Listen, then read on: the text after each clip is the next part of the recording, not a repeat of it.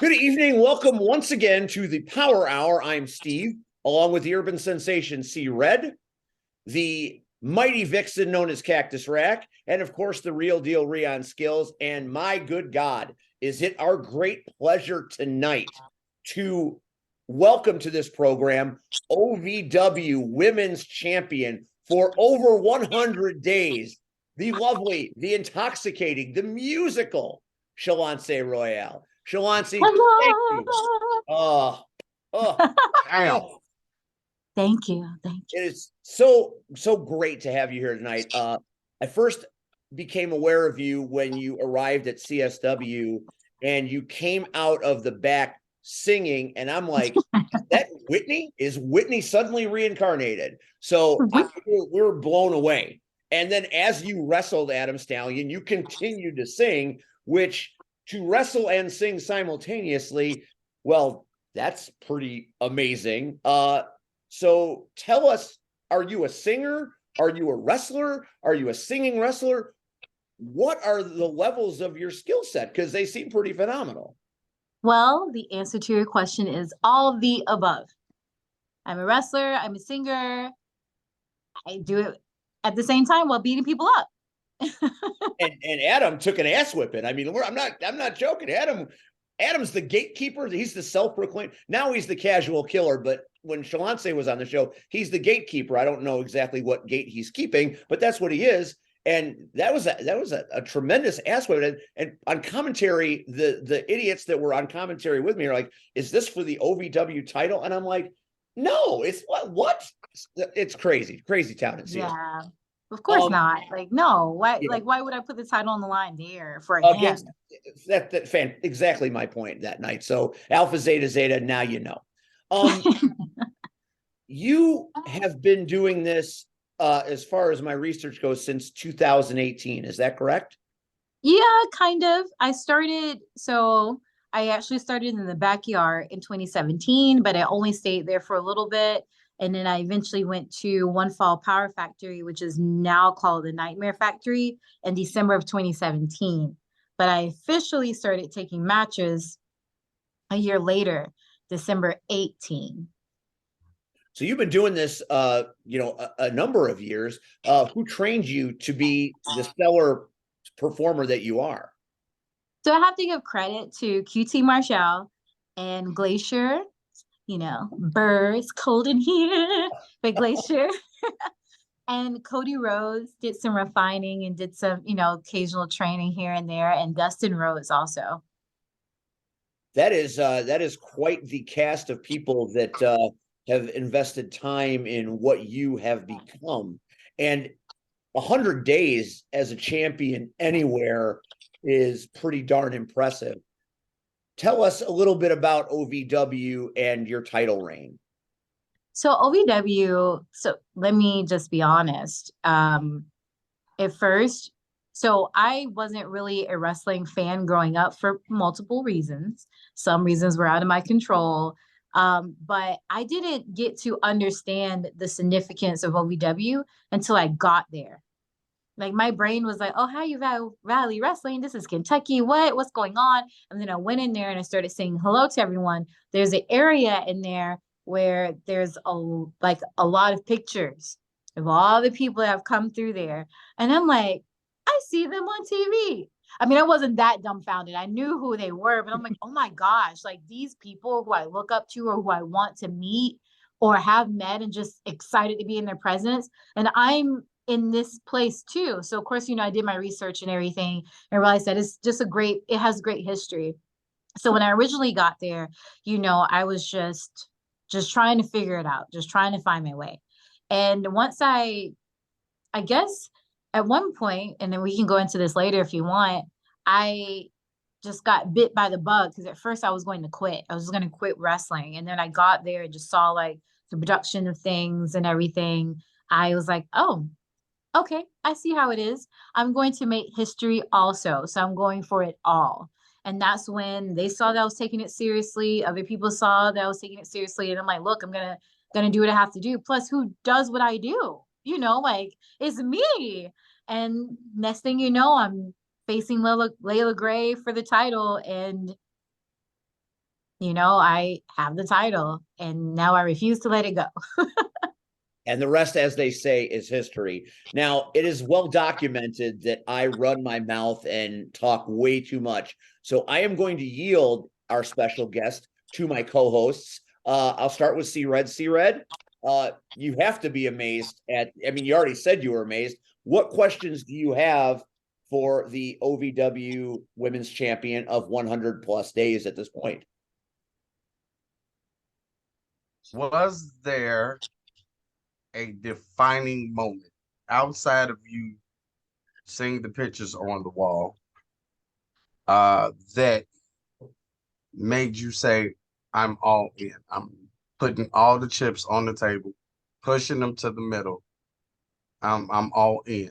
What if there was that moment? What was it? At OVW?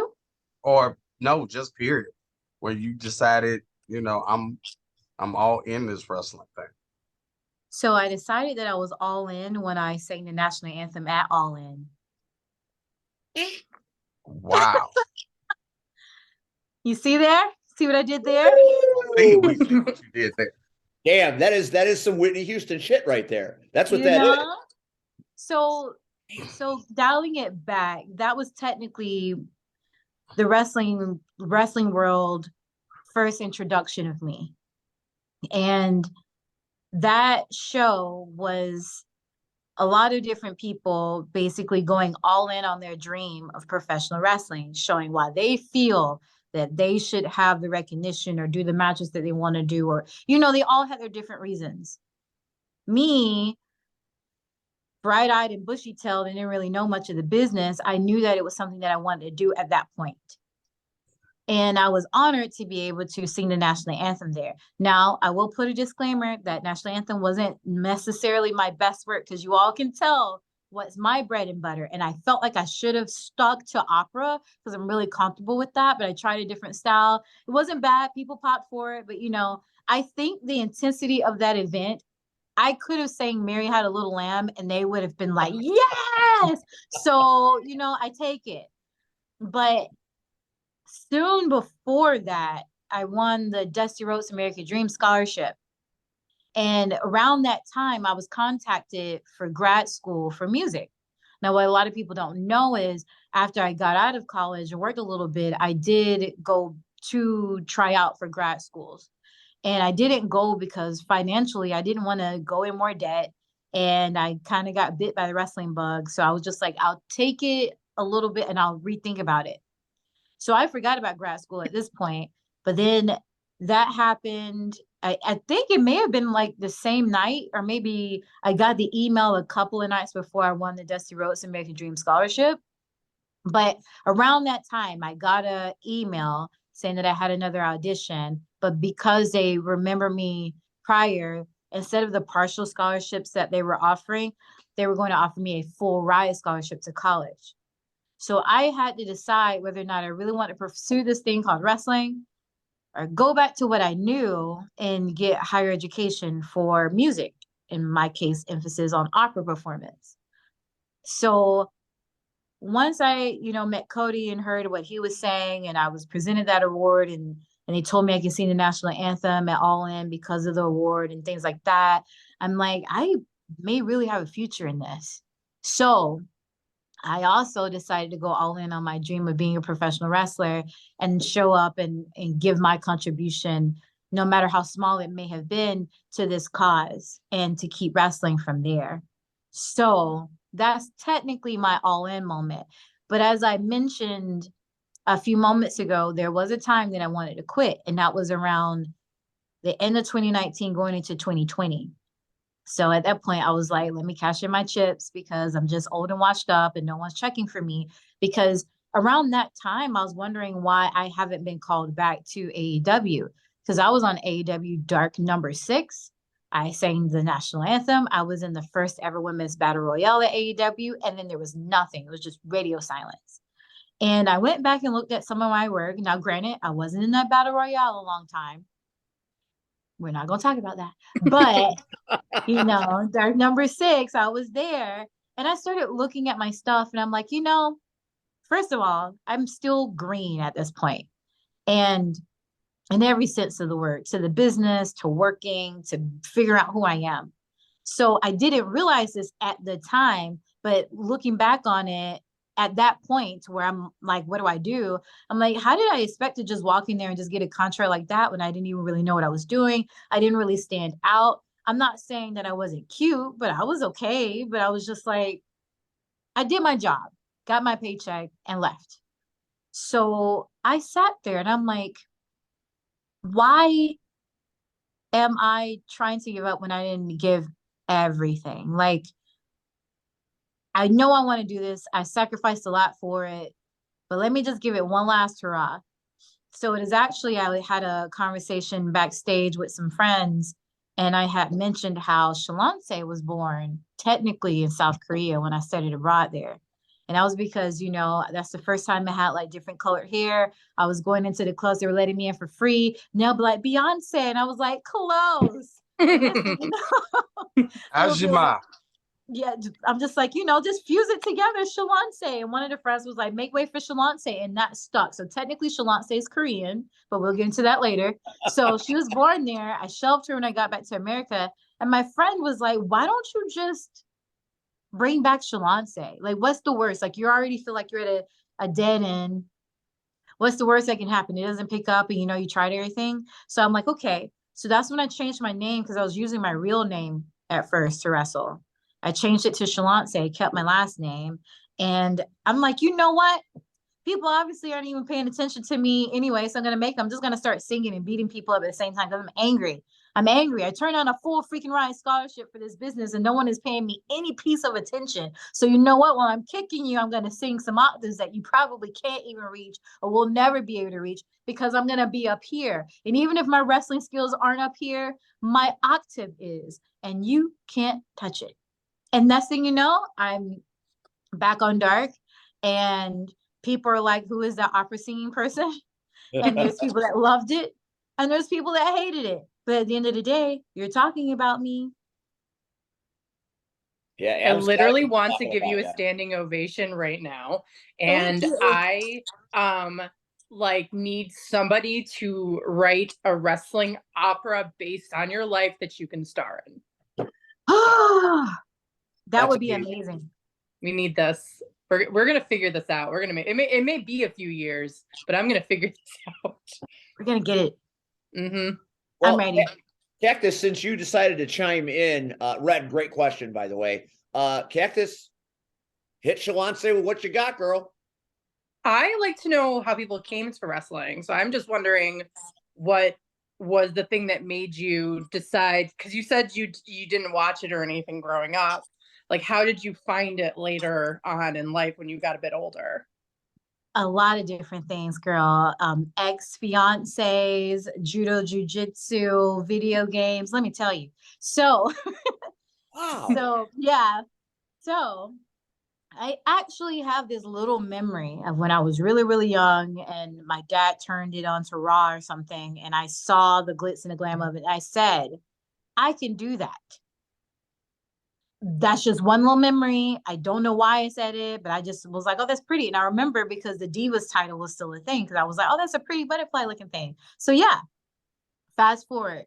And you know, I grew up in a very low income household. So we probably had cable illegally, but at that point, we didn't have it anymore. And I went a huge part of my life without cable, so I didn't get to watch it. But I got into video games and I remember I got Raw versus SmackDown, I believe, on like PSP and eventually on PlayStation 2. I hope I ain't telling my age, but yeah, so I had I'm not telling anybody. Thank you. You know, but you know, people can't tell I said low income. I probably got that video game system way after it came out, you know. But that's when I started playing it and I fell in love with customizing the character. I'm that person that will spend hours on customizing a video game because I feel like I have to look good in order to play good. And if I don't like how I look, then I'm not going to play good, even if I can't see my person. Right? Thank you. Like, Thank you. So I'm not one on fighting games. Don't give me the controller on Tekken because I got to make sure I have the right outfit to beat you. Like, you know, so. And you just hit Red right in the core, right in the damn core. Red's weeping, I think, pretty much. He's trying to No, hide it. so no, you know what? I'm just bringing in a little like side note because of how much I agree with you. I do roller derby, and if I don't have an outfit together like the day of, I'm like, I'm not skating. I am not Yeah. skating. That's I true. can't do it because I it's feel you. important. Like when you look good, you feel good. It like gives this Yes. extra energy. People don't understand it's like a feel power bonus to you, you know? Yes. So, Yes. but that was me. And I fell in love with the production of that. So fast forward years later. So this was, I would have to say, probably high school when I was really into the video games. I'm still into video games, but that's when I had that one. And fast forward, I go to college and then I forget about those things and I'm just trying to survive because college was sucking the life out of me and home life sucked. It was a very tough time in my life. And I meet this guy, and this guy was like amazing. And you know, we had a little good run and then we got engaged. And you know, when the relationship is fizzling out, where you're just trying to find something to do together because you think that's what's going to help you Yes. be together. So I'm just like, oh my gosh, I love he. And he's just like, so you want to spend more time together? Well, I go to judo and jujitsu on Tuesdays and Thursdays. We can do that if you want. And of course, I'm just like, yeah. And he's like, okay. So I did it and I fell in love with it. Like I was a beast. Like you couldn't tell me nothing. The Aponse Anagi was my move. And of course, I have a lower center of gravity and I'm short. So I was taking everybody over. So fast forward with that, years later, we separate, obviously. We separate.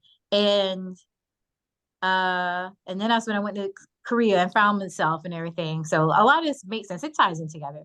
But I'm on Facebook and I'm commenting on somebody's post about martial arts or something.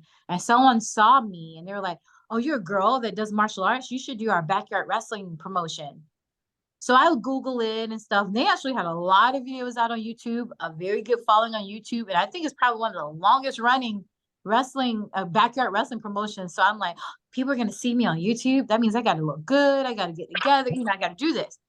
So I do all the research and I go there. And that's what I'm like, I am doing this for free and this doesn't feel good.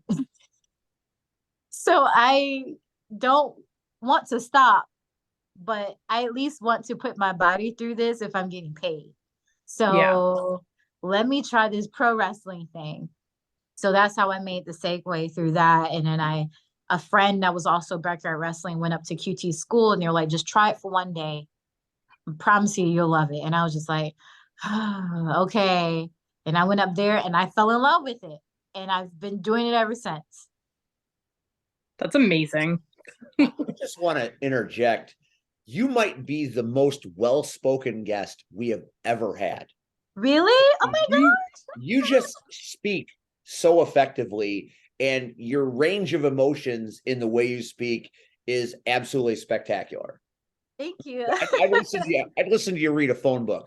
Rian, are you there? No shade, Shalonce, but I have been a guest on this show before. Yeah, you speak great, but this is royal speak. I mean, Red was Okay, practically Steve. ready to cry. Okay, Steve. Getting in February trouble. 18th. Yeah, I know. You're a violent roller derby person, and it's gonna be. Well, we know that you don't speak effectively. I don't. Well, that's why I'm the show host, because I don't speak effectively whatsoever. Mm-hmm. Rian, do you have a question for Shalonce? What made you think about leaving, and then what actually brought you back? So this is the part that I feel like a lot of people don't talk about, but at this point, I'm just like, it is what it is. So 2019, I started worrying about like what was being said in locker rooms and what's being done here. Cause that's when I started learning that this business is competitive. You know, in my head, I feel like everyone has a spot. It's just whether or not you're working for it.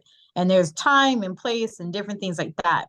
And I was just like, I can't believe it. Like I'm not used to the wrestling world. I'm still not.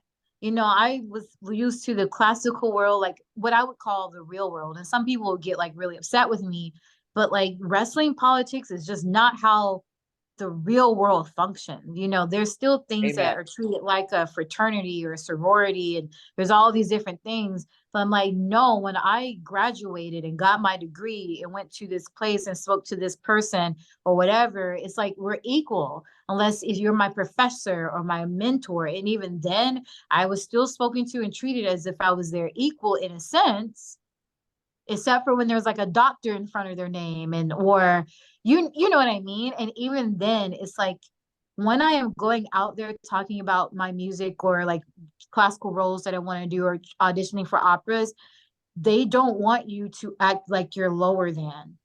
You're supposed to walk into the room like you own the room. And because you're your biggest advertising, whatever. Um, and that's how that is, if I'm making sense, like You are absolutely making yeah. sense. And Absolutely. then but for wrestling, you could be in it for 2 seconds and you might be like really fooling yourself, and the moment that you're walking into the room and you look confident, people can tear you down. Or if you forget to say hello to the correct person, or if you don't shake the right person's hand, or if if you speak to someone, they feel like you shouldn't speak to them, or if you're singing to someone, they feel like you shouldn't sing to them, or if you're asking someone a question that could be very innocent, like there's so much, and I'm just not used to that. So I just saw a lot of that happen to myself and other people, and I'm like, I'm sacrificing a lot for this type of business. No one talks about this stuff that goes on in the locker room. I'm like, I'm a whole adult dealing with children who are trying to treat me like I was just born yesterday. A lot of these people, I walk into the locker room, I'm older than them, and I have lived a whole life. And you mean to tell me you want to sit here and try to judge me, making me look like Boo Boo the Fool when you don't know what you're doing? Because you can do a flashy 450? No. Like, no. So on top of that, I also left the corporate world because when you're trying to break into the wrestling business, you can't just be a weekend warrior. You can't just only wrestle on Saturday, and unless you're just at a good promotion where there's good eyes, it's possible. Sometimes some people can, there are exceptions to every rule, let's just say that. But for me, I wasn't one of those exceptions yet. And I was trying to get my name out there and get reps because again, I definitely was green and knew nothing. So I needed to get reps to feel more confident and to get my name out there. And with the type of job that I originally had was like a typical Monday through Friday. Well, technically it wasn't a Monday through Friday. I worked 4 days a week, but I worked 10-hour shifts. And then I had the other days where I would train. And then eventually I went from that to a typical 9 to 5. And if people know, like, you can't just leave these corporate jobs saying, hey, I'm going to go work OVW on Thursday. I'll see you guys on Monday. And you can't go to some of these jobs like, hey, find someone, especially these jobs that are paying good money. Like the job was paying me very good money, but you can't just take off when you want. So I had to leave that job and get a basic job. And my life was just going downhill very slowly. And then it got to the point where I was trying to do well at a job and I ended up getting fired for the very first time in my life. I got fired because, not to throw them under the bus, even though I kind of want to, the place that I was working at was committing insurance fraud and someone got fired for it. And they were only doing what the big boss had asked them to do. Me and my freedom rider, whatever, was like, that's not right. They were only doing what they told them to do. We're not supposed to be doing this. I came from the corporate office. We all could lose our licenses, blah, blah, blah. Well, the big boss heard that. And at this point, they're just like, I'm not trying to lose all this money that I'm coming into. And if you open your mouth, you could cost me everything. So it's going to be you that goes, not me. It's going to be you. So she fired me because she was essentially afraid that I was going to be a whistleblower and cost her business. So at that point, I was like, what am I going to do? What am I going to do? And that's actually when I actually appeared on Dark number 6. Because at that point, I was like, let me just go shoot my shot and go for it. And I did. but things didn't pick up after that. And now at that point, I'm jobless.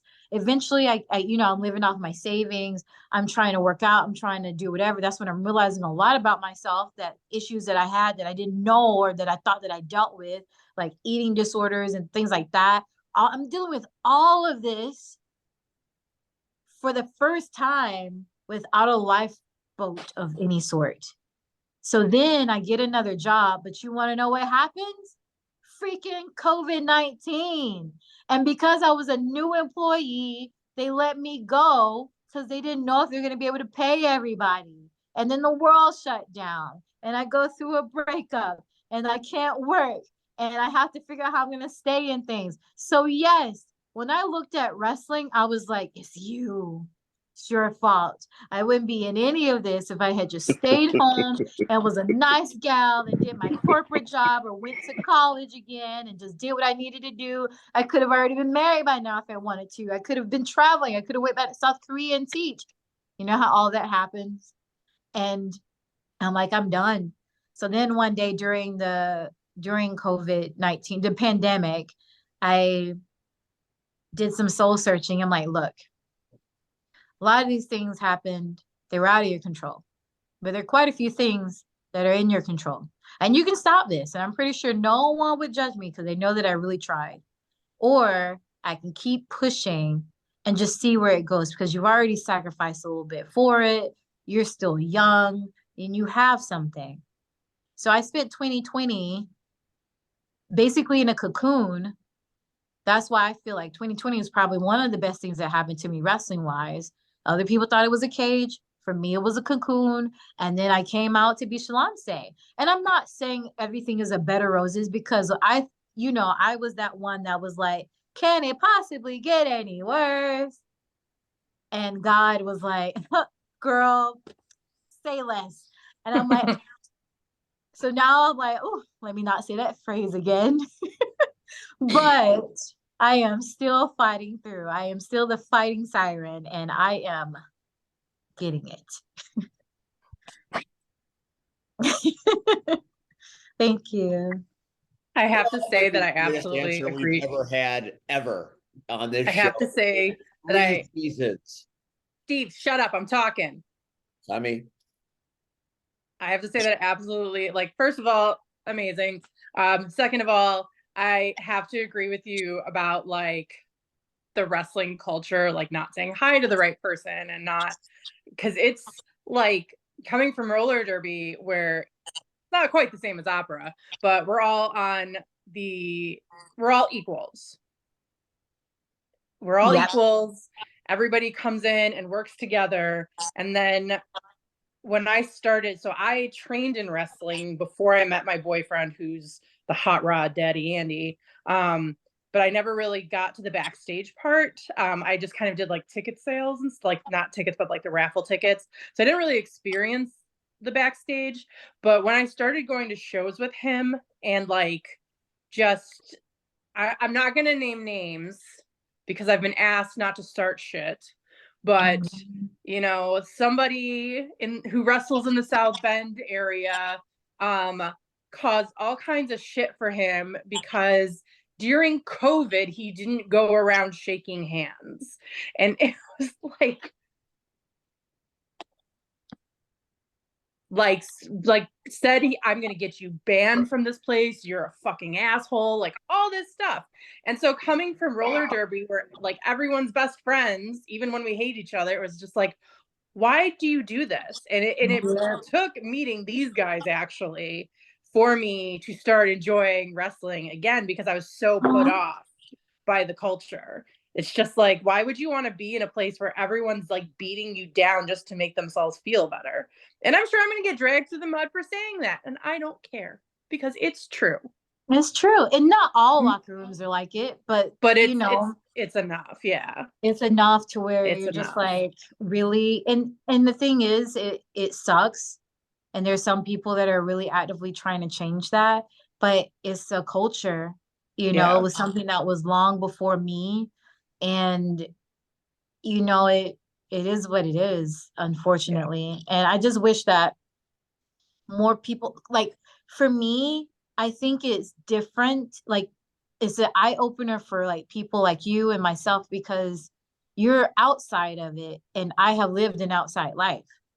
But keep in mind, some of these people, majority of these people are very young when you start, and they really haven't experienced life. And then they're listening to the vets that are showing what happened to them, and they're trying to keep this life, and people are going through these changes. And I'm not trying to create excuses for people, but they create this environment where like they may have been an outcast in high school, and then they finally, now they Have some get a power. taste of fans. Yeah, fans loving what they do, and they get all this control over their life when they really didn't have it, or no one would have paid attention to them otherwise. And then they're creating this world, and then they're pushing the same narrative that was pushed on them. You know what I mean? But I'm Yeah. like, look, I've been to countless different countries. I actually have to pay all my bills. I can't just go running home to mom or dad or a family member, whatever. I have to do everything on my own. And so, I once I got a taste of that and realized like, oh, no one, I go into this rent office and I want to tell them, about how I don't have my rent on time. But me going around saying these are all the things that I've accomplished isn't going to change them and make them be like, oh, it's okay. Don't worry about paying. I wish I would walk around with my accolades all day, but they're not going to care. Tell that to Yeah. Georgia Power with my electricity, or tell that when I have to go in a business meeting on a corporate level and I have to speak as if I know exactly what I'm talking about to get these people who want to invest in whatever product we're talking about, or you know what I mean? Like it Yeah. doesn't matter. Yes, education to some people matter, because that's kind of like an education culture. But at the end of the day, it's how you speak, it's the business you handle, and you give respect to each other. Is it okay to chime in real quick? I'll allow it. Okay. It's just two quick things. One thing that I've learned dealing with the wrestling world is that it is the one place where you can right the wrongs of the real world, which is not always a good thing. Because my best example of it is that everyone loves Steve Austin. They love him to death. But he also beat his wife twice. But no one pays attention to it because he was just at WrestleMania because, we love him. True that. He froze. He is He did. actually frozen. Perhaps it's cold outside. Or is he walking up to your front door right now? If he's walking up to my front door, it is certainly open. This is usually what happens right when he gets to your house. It's like his phone is trying to find. Oh, there he is. Oh, that doesn't look like your Stationary house. position at this point. My apologies. The other thing is, I don't like the idea of changing things for the sake of changing them. A guy this is something else that I think is hilarious, but also true, is that there was a guy by the name of Joey Ryan. He was the one that was going around doing the Phoenix Plex all day, and everyone loved him until they didn't. They canceled him. He had an interview where he ultimately said that wrestling is the only sport, and use quotation marks, where it doesn't matter how good you get, someone can actively set you back. Like if you go in any other sport like basketball or football, if you get good at something, you can get rewarded based on how good you progress, how you progress. Whereas with wrestling, you get in the wrong locker room and someone can actively hold you in a stalemate, and there's nothing you can do about it other than leave.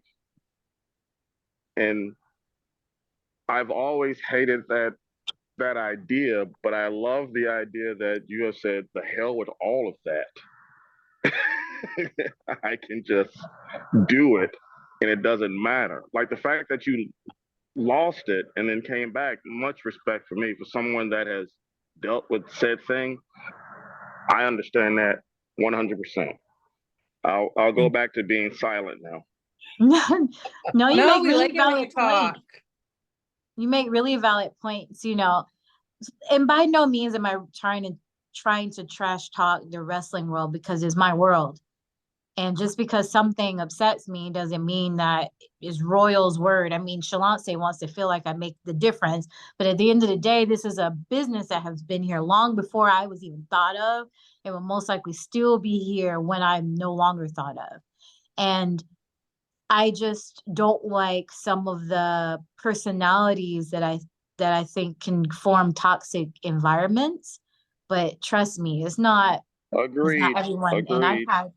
I've had amazing connections and have amazing connections with people and have fun in many locker rooms that I go into.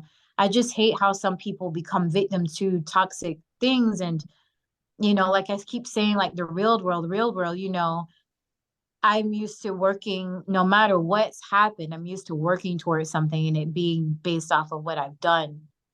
Or, but someone could literally wake up and say they want to be a wrestler and look the part, and they can get, a lot further just because, they look the part, and you know what I mean?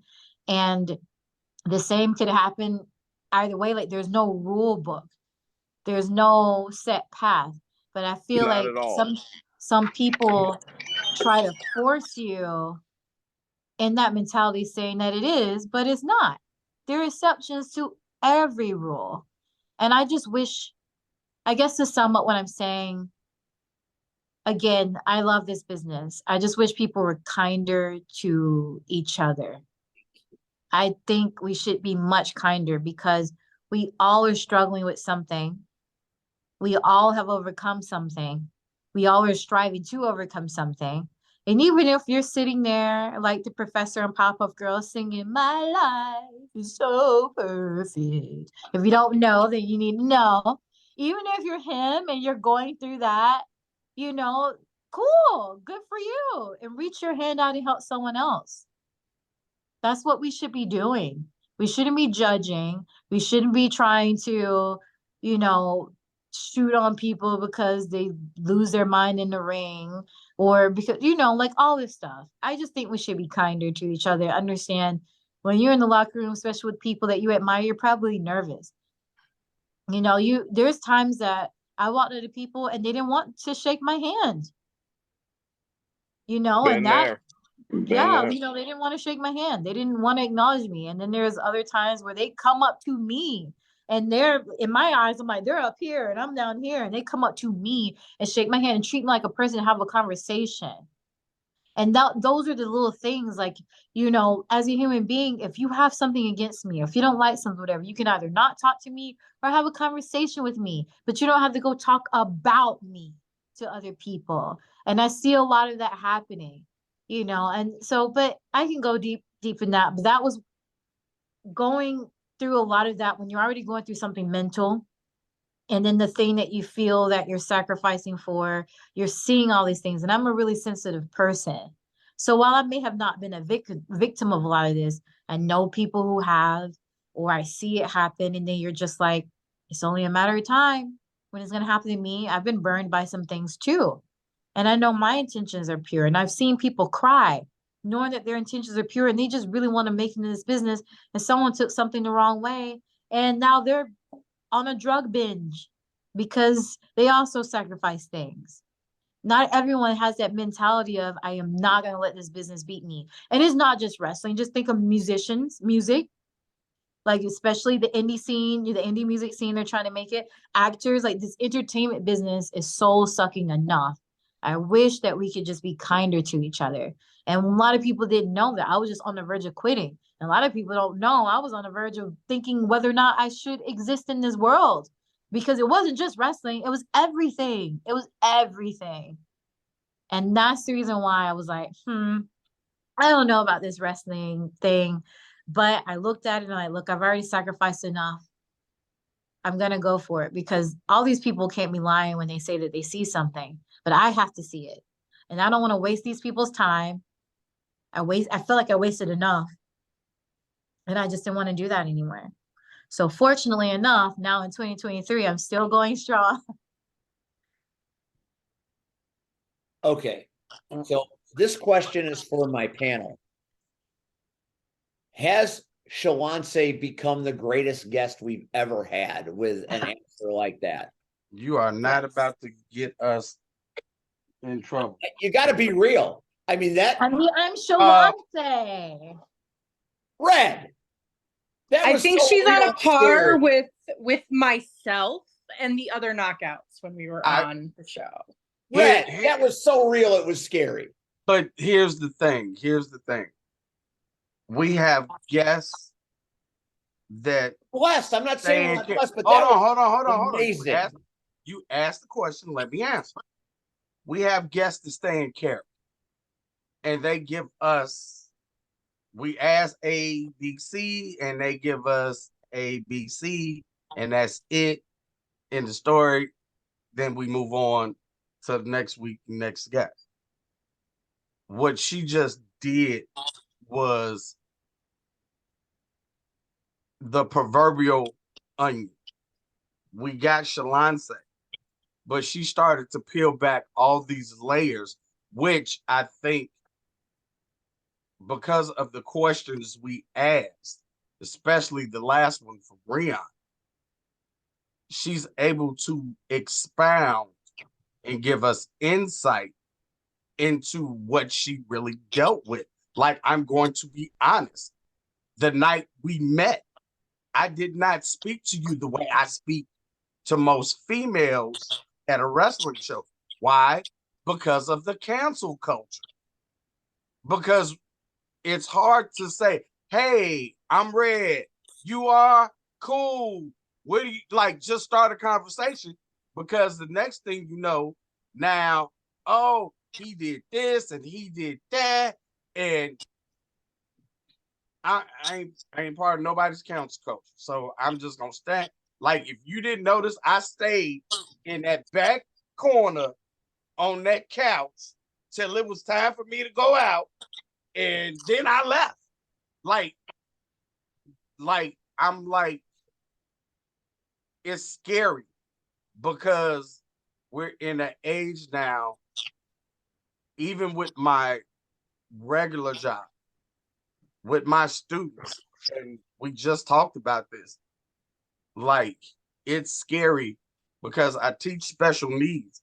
And if one of our special needs students has an episode in public, the public isn't going to see that's a special needs student having an episode. All they're going to see is there's a grown man and these are grown men and they're attacking this young man. Like, no, that's not what it is. You don't see it. And we live by this so bad that instead of saying, hey, can I help you? Everybody's like this. It's on Facebook, Twitter, Instagram, and everything else. And by the time we get back to the school, it's on the news. Like, no. So I am just so scared of the culture we live in the time, because some things that are meant as genuine are taken so out of context. So I get it. Also, again, I've been doing this for 20 years, so I get everything you're saying about locker rooms, and it's ironic that most of the companies I work for now, I push or I appreciate the fact we don't have that toxicity in them, because, and I think the promoters understand, well, if I bring this person in, that's gonna cause a problem. We don't want that. We don't need that. Look at our locker room is well jailed. We're fine. We're happy. Everybody's laughing. And it can just take one person and everything is done, you know. But I have to ask, why were you in South Korea? Ashima, why were you in South Korea? So I wanted to study abroad, and that was around the time I think I was having like a crisis because of my relationship had fizzled out. And everyone was like, oh, you're gonna fall apart if he leaves you. And I'm like, I thought I was a whole strong woman that didn't mean no man. I just chose to have one. But what you mean that my life would fall apart? And people kept saying that because I guess our dynamic. And I started to believe them at some point. And so the inner me was like, you know, if you go to a whole other country, you can either find yourself or build up yourself, or these people can confirm the very thing that you knew about yourself in the beginning. So while I went to study abroad, it was more like finding like me, you know, or reuniting myself with me, because I kind of lost myself a little bit in him. And it wasn't his fault, you know, he didn't force me to. It's just sometimes it's just how it happens. And it was kind of a toxic thing. So next thing you know, I'm on a plane crying because I'm like, what did I do? I'm going to another country by myself. English is not the first language, it's very different than our culture, but it was cheaper than Japan because originally I was going to go to Japan. And I'm like, but it's cheaper than Japan. And I went through all the programs and stuff, and now I'm going. And I'm like, oh my gosh. And when I went there, Shalonce was born, let me tell you. And these people confirmed to me the very things I knew about myself. Like these people didn't have a reason to lie to me. Heck, some of them barely spoke English enough to lie to me. So like they solidified the things I already knew about myself, and I just allowed them to get lost. And I came back with a newfound confidence. So like I can navigate myself through a country that I know nothing about. I mean, I did my research before I left, but I was there by myself and I did it and I passed all my classes and I turned up and I, you know, didn't get snatched and everything worked out well. What part? Just Seoul? Yeah, Seoul is where the school was at. Okay. And we traveled different places around there. Okay. I'm only asking all of these because I'm a vet. So I did spend time in South Korea. I actually lived in South Korea. Ooh. So and it was like, oh, I understand when you said you walked into the club. Like nobody else on this panel will ever get that reference because anywhere in America is not over there. Like there are 4 clubs lined up, all next to each other, essentially playing the same song. And it's like, well, what club do I go in? And I can remember literally going from in one club out the other, in one club out the other, in one club, and it was like, oh, you were the best thing going back. Yes, they treated you like you're a celebrity. I met now. I know this isn't about you, but this is about you. I miss the prices of clothes. Yes. People So don't cheap, so affordable though. people don't understand. Like they'll spend $200 for Jordans here, but yet those same Jordans are over in South Korea for $20. It's the same shoe, just you're not paying shipping and handling and markup. I'm Yeah. like, so I've always said that's the one place I would want to go back to, only to shop. I'm not going to eat. And the food. Well, I ate Kegogi. You what? I ate Kegogi. You know what Kegogi is, right? Talking about the bulgogi? Kegogi. It's how do I say it without offending anybody? It's man's best friend. I did not. Yeah. So those little street vendors on the stick, and people thought it was it's Kegogi. It's rough. It's spike. I didn't. I Yeah. think by the time I went there, I think they also like toned down on a lot of this. They might have again because I went during Desert Storm around that time. But it was funny. So me and my ex-wife, we had a small dog. The dog had an accident and the dog died. So I told her I did not want to know where the dog was buried. I told her I needed her to deal with it, and I went back on base. A couple of days later, I was like, you know what? That's not right. That was our dog. I at least need to pay my respect and, like do something. And she literally takes me to the spot, and he was like somebody had unburied him. And it was like, wow, like, okay, we won't be eating from anywhere around here anytime soon. So, but yeah, true story. But just to know that somebody else has been to South Korea and oh my God, it was an emotional time for me. It was a rough time. But also it was a fun time, especially when I was off duty. And again, to put on a custom-made suit. Hold on, and hold on, gloves. just a second. Let me put this on Do Not Disturb. I forgot to do that. Who is disturbing us? Now, keep in mind, no one ever calls me for anything, but the moment that I'm doing something, that's when it's like, oh, let's call her.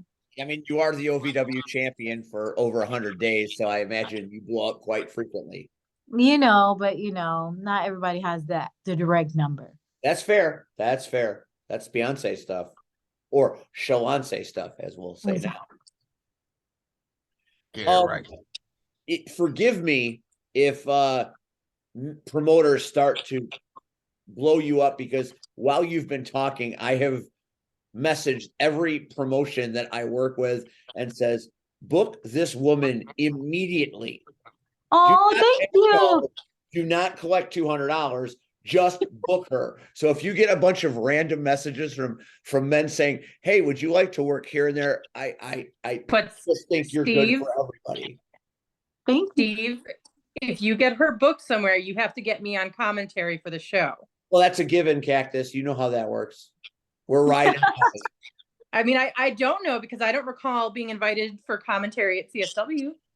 Listen, CSW is a whole other thing. I might be the GM in character, but I have zero control over anything that happens there. And I was a last minute thing. I was a last minute addition. I was going there to be in the audience and to drink, and next thing you know, I'm like, oh, I gotta plan a match. I am, by the way, completely. Also, I have just been using my knitting needle as a baton for some reason. I am full of shit because I have a bedtime of 8:30 and I don't want to go anywhere. So I'm not going to CSW. I will be in bed. Oh, Rion, you're there. He was in a dark room moments ago, but now he has joined me live here in my home. Hello, Rion. What's up? Hey, it's Shalonce. How you doing, Shalonce? Hello. She sings a lot. I know, I've listened. Okay, very good.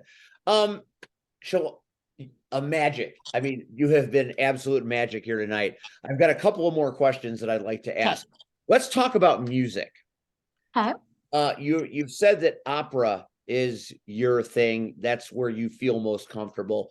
But as far as would you have a music career if you could? I mean, and if so, would you be an opera singer? Would you go the pop way? I mean, what music interests you in 2023? I think I would be that type of person that would just do as many genres as possible. But I see myself being like featured on tracks. I don't know if I would want to have like a individual career. Maybe like an album or so if it was desired, but I would like to be like featuring Shalonce rather than it's being like a full album.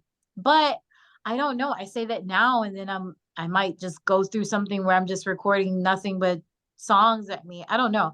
Are you recording right now? I mean, are you recording stuff? No, not right now. But it doesn't mean that I won't be. I'm interested, but the coin has to be right. You don't have that many people wanting to record for free, That's fair. That's absolutely fair. As a wrestler, I'd like to know what your favorite wrestling moment is of your career thus far and of wrestling all time. Like if it's something you saw on TV or something you've been a part of in a locker room, what is your greatest moment and the greatest wrestling moment you've ever seen in general? Or are they the same thing? That's a tough question. I don't know. I don't know if I have like the greatest moment. I know there's like magic moments, but like the moment that I walked out for the women's battle royale was probably the largest crowd that I ever wrestled in front of. And for me to be so new in the business and to be able to say I wrestled in front of 10,000 plus people plus pay-per-view was big. And I remember walking out there and I'm like, I want to do this, but I don't feel like I deserve this because I train at a school where there's people who've been there for years and or been doing it for years. And at that time, I think I had been doing it for less than a year, maybe two. And that was a big moment for me. But I just had a lot of other little moments, like when I got to walk down the ramp for AEW Dark 6, because now we don't really get entrances unless um and to walk down that ramp and hear like these people, even though they didn't know who I was. Or when I was going against Camille for the NWA title, and Georgia, making history, being the first African American female in the state of Georgia to even go for it, or the second, I think, or third African American female in general to go for that title. Yeah, because I think it was Jazz and I think Kiera Hogan were the other two, I believe. And knowing that I was making AEW history, even though I wasn't signed, like those are like those goosebump moments that I was getting. Or even in matches where there was one match that I got emotional recently. I think it was at PWA, and they had sprung the women's title on us last minute. And I didn't like it because I'm like, we didn't get a chance to promote it and we didn't get a chance to do whatever. But I knew they were putting it, the title on Vicky Dreamboat. Amazing talent, amazing girl. And there was a part in the match where we were doing strike exchanges and we were getting like really frustrated with each other. And we had our head on each other's forehead and we were getting up trying to fight each other. And I said, I'm so effing proud of you. And she was like, thank you. But no one can hear what we're saying and our hair is in the way. So I was getting emotional because I'm just like, I remember her day one. I remember this girl, and like, while I know to some people that title probably isn't as big as whatever, it's the fact that she worked her butt off and showed this promotion that she deserves to make history for them. And I see how hard she works. So I was getting emotional because I'm like, oh, I love wrestling her. And she's getting this full circle moment right here for her. And I have the honor of putting on this match for her and she trusts me, like that's so big. And, or the match that I had with Maserati, we literally didn't know. Our Ubers pulled up at the same freaking time. We didn't have anything to plan. And we went out there and had a match literally from scratch. And I'm seeing her like, I can do this. And we can do this, and there's those moments where you're just like, I'm getting it. I'm doing something and I'm making art. It may not be as pretty as somebody else thinks that it is, but I'm doing this. These moments are coming together. Or, when I won the Dusty Rhodes American Dream Scholarship, that was a huge moment because I didn't think I was going to win. I was just happy to be involved. I thought Anna Jay was going to win. And when they called my name, I was thoroughly surprised. Like in my life, I have been a part of like award ceremonies and things like that where I had an inkling that I was going to win. So I was practicing like my surprise face for those. But this one, I was legit surprised and speechless for once. So those are like moments that are just etched in my brain for someone that I haven't been in this business as long as Minnie. And I've been able to be blessed enough to be able to experience those moments and help other people experience those moments. And I don't know, And what was that last question? In wrestling in general, like whether it be on TV or someplace you've been, has there been an oh my god moment where you're like, wow, that is I've never seen that. That's amazing.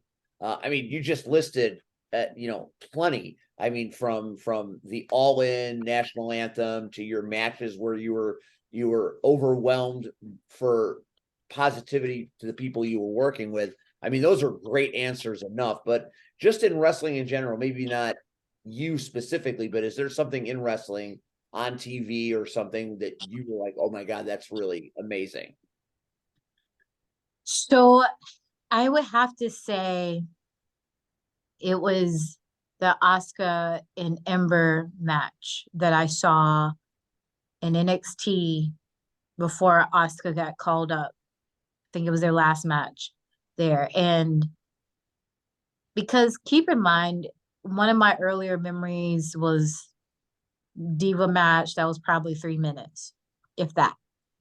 Fast forward to the video games where you can still have bra and panty matches, and the boobs on all the girls were extremely big, and you know there wasn't really much diversity in those games, if you know what I'm saying.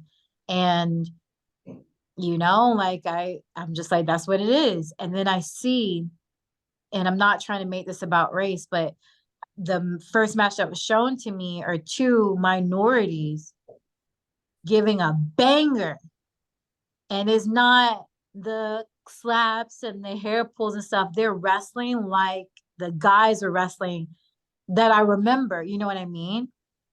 And I think, were they the main event of that show? I think it was the main event of that show. I'm not sure. So now I'm like, now they're main eventing that. Keep in mind, again, I hadn't really been versed in the wrestling community. So I didn't even know NXT existed. And to see that they were given more than 3 minutes and able to just wrestle and do moves. Ember's finisher like blew my mind. Asuka's ability blew my mind. That's the match I see after coming back from thinking about bra and panties matches. I was so blown away. And that is what really helped me. Like, I want to do this because I can actually wrestle. Like I'm at the time I couldn't wrestle, but I mean, like in my mind, I'm like, oh my gosh, if I do this, they'll actually let me wrestle and not have to be a model that's comfortable being half naked. Me have to be comfortable being half naked because look what we wear. But I'm not expected to be stripped in front of people, or to be laughed at or to be someone's bathroom break. I probably have been someone's bathroom break, but at least I have a chance now. Hell no. Hell no. Just saying. Well, thank you. 2023 is upon us, and wrestling right now is it's as popular and it's as stimulating as it's ever been. What does 2023 have in store for Shalonce? Or should I say, what does Shalonce have in store for wrestling in 2023? 2023, I just say, just keep your eyes open for Shalonce because you never know where she's going to pop up. I mean, I heard that there's this Love Train Off the Trails thing on the Action Network that's happening, I believe, maybe tonight. Can you tell us a little bit about what OVW's got cooking? That, I think, was the show that happened last week, I believe. Yeah, I was looking at it's something that has been advertised, and it looks really. Oh yeah, because there's different channels that it airs on. So I was on commentary. I was on commentary. If you ever come back to CSW, please come to commentary. I would love to. It would be an honor. This is the thing. I always pride myself, and I encourage other people to do this.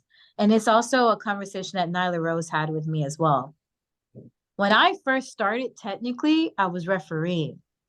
And I started refereeing because I wanted to get more ring experience. So I'm like, well, if I'm in the ring and I see what's going on, it's like me being in the match, but I'm not. So I refereed and I ring announced, and I obviously sang the national anthem and wrestled, and then finally had to try a commentary a couple years ago. And I'm like, look, I want to be a Jackie of all trades. So that way, if I go to a match and my opponent doesn't show up, I got so many other things that I can do because I'm going to get my payday. You're going to pay me.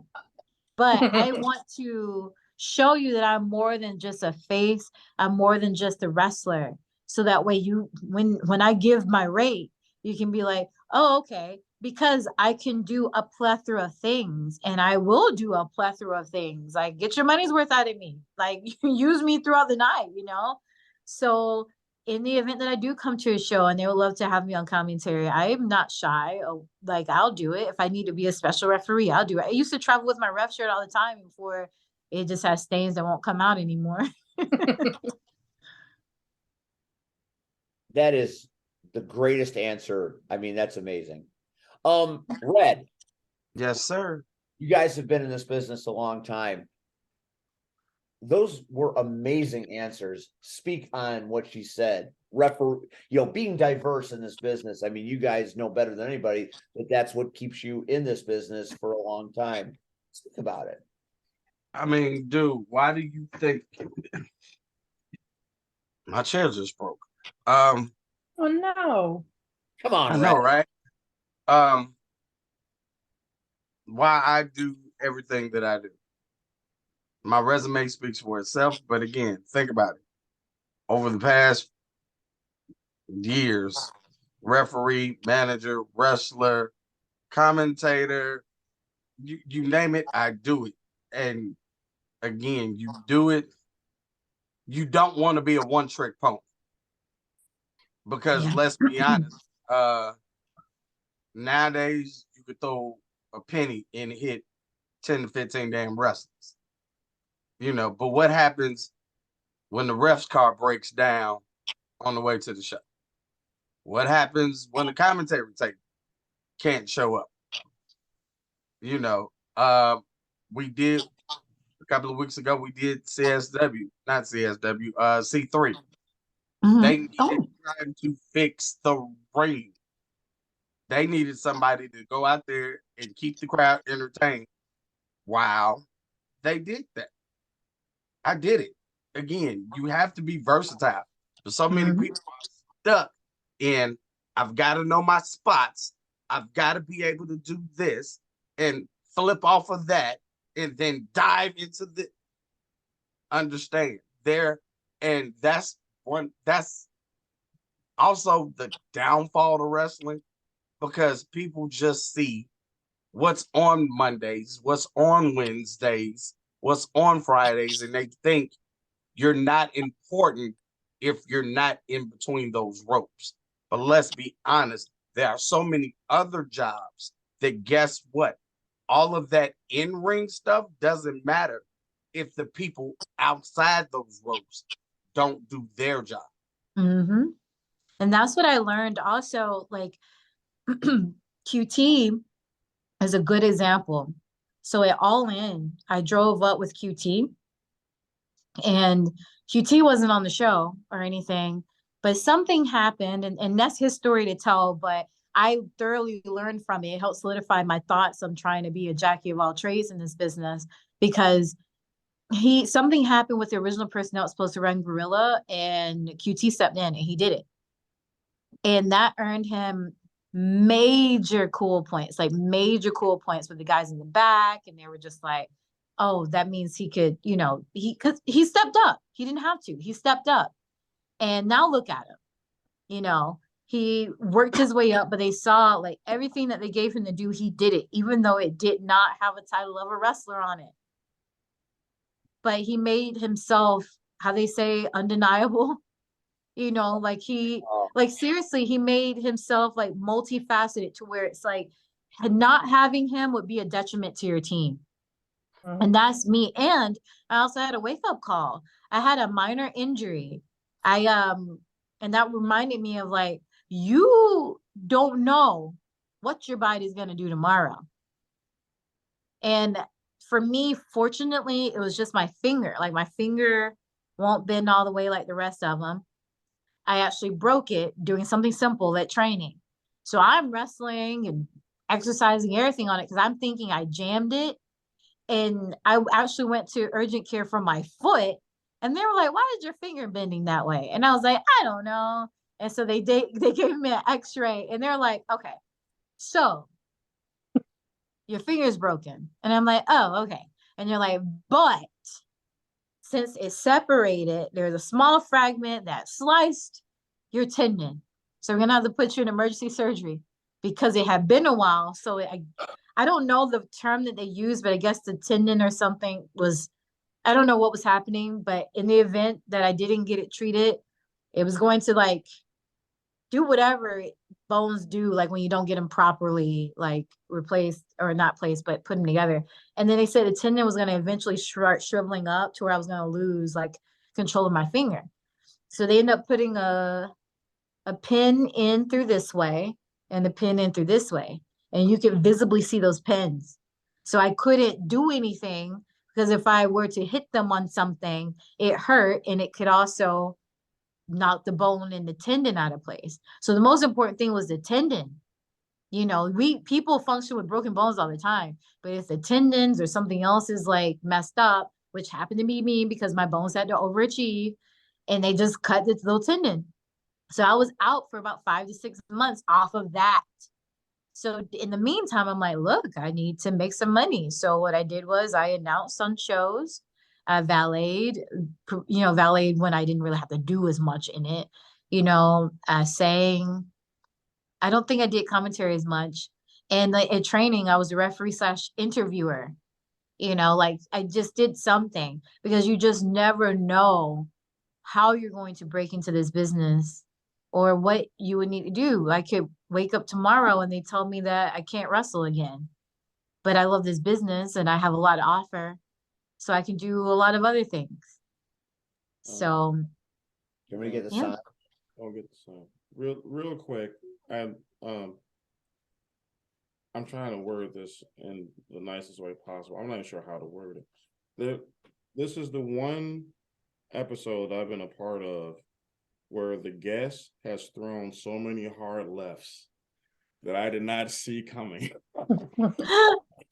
Like, I don't like. There's no way you would. I mean, this is why I love wrestling as a whole, because you never know what it brings you, good and bad. You never know.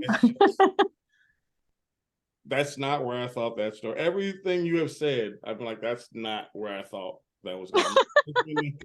A repeated thing that has happened. So I'm okay. All right, I'm sorry. I'll go back to being silent. Let's go back over here. Nobody wants you to go back to being silent. No, definitely not. Shalonce, we're getting close to the top of the hour. I know you got to get back to work. I just want to say on behalf of, and I'll let everybody say what they need to say. You are one of those people that reestablish in our hearts why we love this business.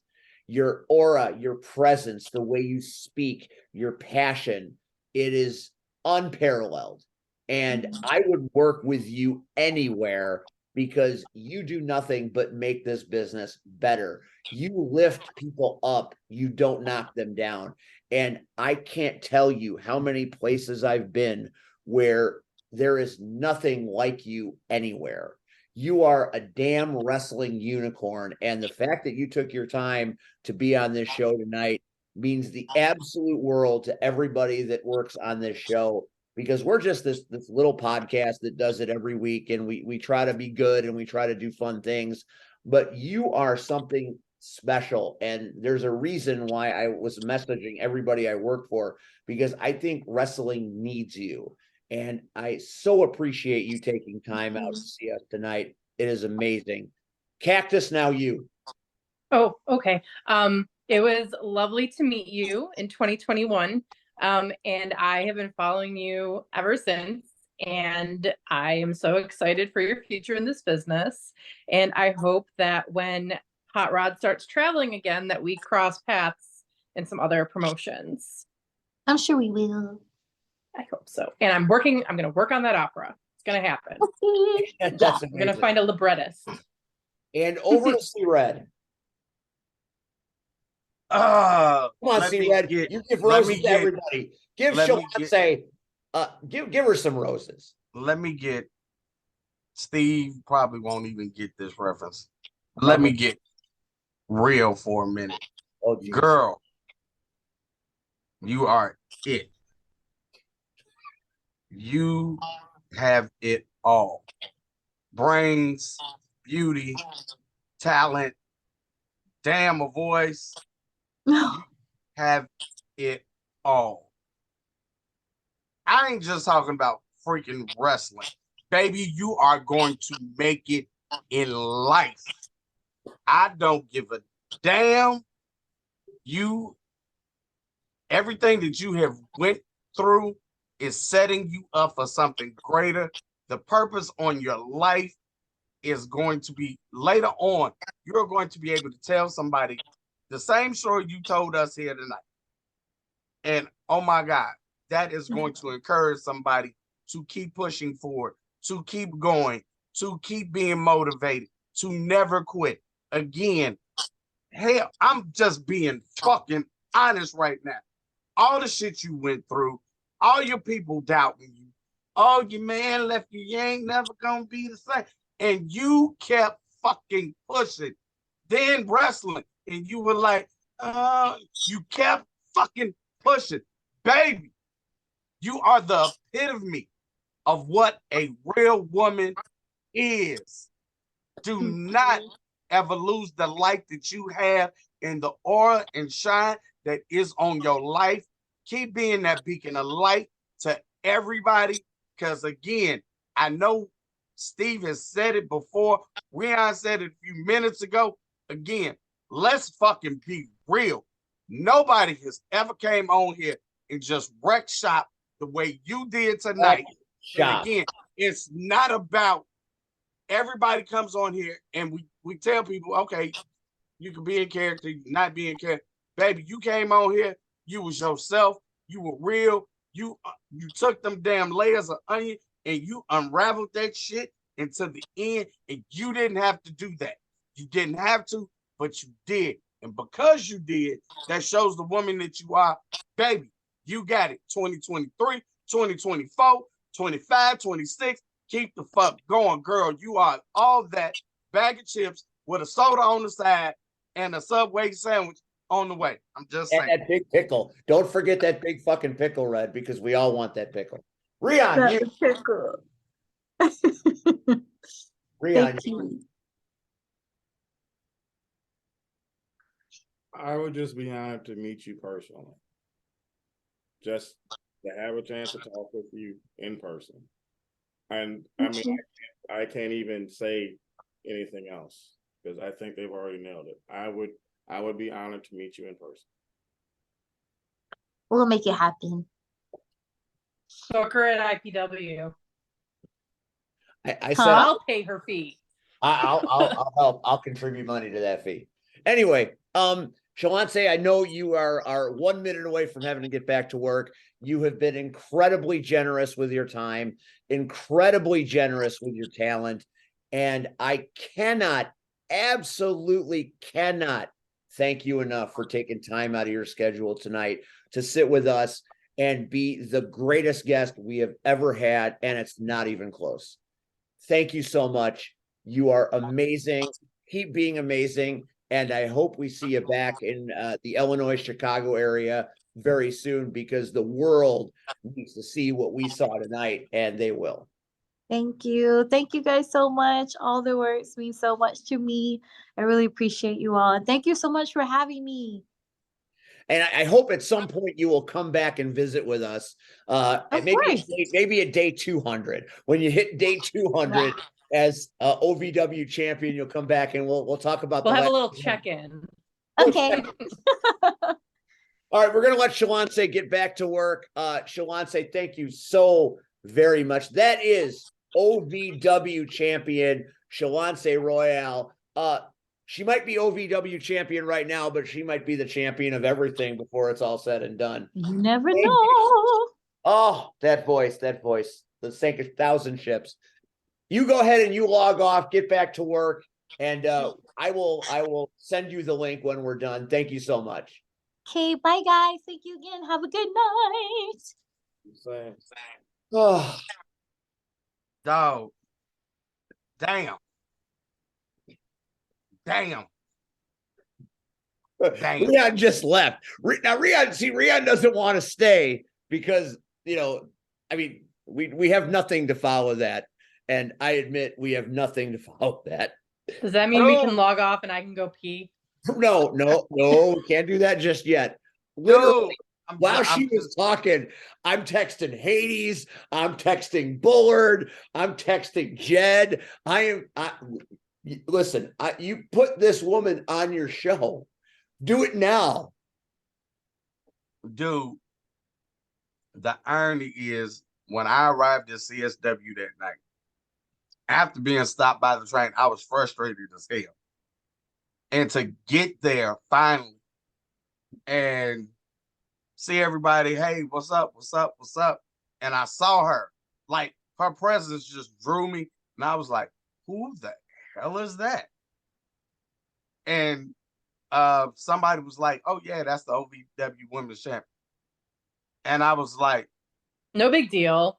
like, no, but for me, it was like, and she wasn't advertised like all the women that were advertised in matches. I'm like, why wouldn't you why wouldn't you utilize this? So I'm just knowing somebody has dropped the ball. And then as time went on, I heard, okay, Davey's not showing tonight. And I was like, oh, so this is the replacement. Okay. And again, I've seen it before. Okay, beautiful face and ain't got a lick worth of fucking talent. But baby, when she started singing and whooping his ass, I'm like, wow. Okay, I have to pee so bad. I will rewatch this to get the rest of the story. Sorry. No problems. Cactus Rack is taking a piss. That's where we're at right now because that's where we have to be at. We've got nothing to follow what just happened. Look. Dude, and she peeled back the layers, dude. How many people honestly come on our show? No. And no, so I'll correct that, Steve. We've had the lost episode with Did we had a lost episode? Well, it was before me, remember? Oh, yeah. So that episode, there was a time before you read. I know, right? Nobody acknowledges that. Because I heard so much about it, especially the people that actually got to see it live, that it was impactful. Oh, the TJ Steele one. Yeah. Oh, that was the LRP. Outside of that, they ass fucked me on that one. That was that. I'm still bitter. I get that, but I'm saying when we get people like Shalonce and like Steele that night that make themselves vulnerable, you know what I'm saying? Yep. They don't give us the regular, oh, so I joined wrestling because of this, because of that. Like, no, you peel back fucking layers and you get the real fucking story. And that's what made her so damn interested in it, because I think we went into it as this is going to be a regular interview. Hey, how'd you get started? Where's your career at now? Where you sit? You know, and we were going to get the regular answers and say, oh, okay, good night. And that was the end of it. Not her constantly peeling back shit and exposing herself when she didn't have to. That was awesome. The best thing is I had kind of an outline of what I wanted to do, and we followed it somewhat. There's my outline. But I didn't need it because very rarely do we have a guest that I will not have to interject. I didn't need to direct. I didn't need to guide. I didn't need to push any direction. She took it and just went wherever she needed to go, which was amazing nonetheless. And it was great that, you know, I understood the impact of the moment, what she was bringing, and I wanted to have all of us be present in that moment. So you guys had great questions tonight. And I really am glad we all got a chance to field her questions, and she answered them more eloquently than just about anybody we've ever had on this show. And that's where the quality was. more than just a lovely woman, more than just a great wrestler, more than just a great vocalist. She's just a fine human being. And I think that's what came out tonight. And, Cactus was overwhelmed, and Red went to places where Red doesn't usually go. And, Rion's last request is, I just want to meet you. That's amazing. That's amazing right there. And, we'll continue down this road of wrestling, but I don't know we ever have more reality than we had tonight. And, just happy to be a part of it. Just happy to be here tonight to be a part of what she was bringing, because it was otherworldly. And I'm not lying. I messaged every promotion I work with, and I said, you have to book this woman. You have to. I'll help pay. Did you message Lewis? Who? Lewis? No, I did not message Lewis. I did not mess Louis the Wrench, but I will message him now. Okay. I mean, Andrew does the booking, so message Andrew too. Well, that's right, because Andrew does help with that. You're right there. I don't need to message Louis. Yeah. You got this. No, you talk to Andrew. Andrew doesn't take ideas from me. Andrew doesn't listen. Kevin. He'll wait till someone else tells him what I said, and then he'll do it. All right, I'm on that. Okay, so it was amazing, and it's why we do this, because we had that, and I've got nothing other than that. All right, well, no. Did we just become serious journalists? Well, for a moment, no, wait, stop. You're not leaving. Well, sit. Yeah, please, just for a minute. No, wait. I got questions. You can't leave. Don't leave. We got to talk about roller derby. Yes, we do. And he just unplugged the computer, so this computer will self-destruct in 10 minutes. No. Cactus, we will talk about roller derby in just a minute. The world nailed it. Well, maybe not the world, but a lot of people that were in attendance this past Saturday night at Rocket Pro Wrestling have been messaging, have been posting, have been wondering what everybody's wondering. I listened to the JFW podcast this morning, and the overwhelming elephant in the room, aside from I need to stay in my lane, which is probably true, is why, Rion, why? You came out at Rocket Pro, and you are what they would call a fan favorite. And we did the appreciation episode last week because of what you've meant to this industry for a long time. And although it started off as something of a gimmick, it ended up being real. And then RPW comes, and they take it to a different level, and you had 405 people chanting your name, dancing to your song, and you were able to conduct a symphony of 405 fans to do some of the finest wave activities that I've ever seen in recorded history. You had them going from left to right, right to left, from the middle out, and then back again. You had a crowd in your hands. And then suddenly you take liberties on Maximus Orion, who was on this show just a few days beforehand, giving you roses like Red.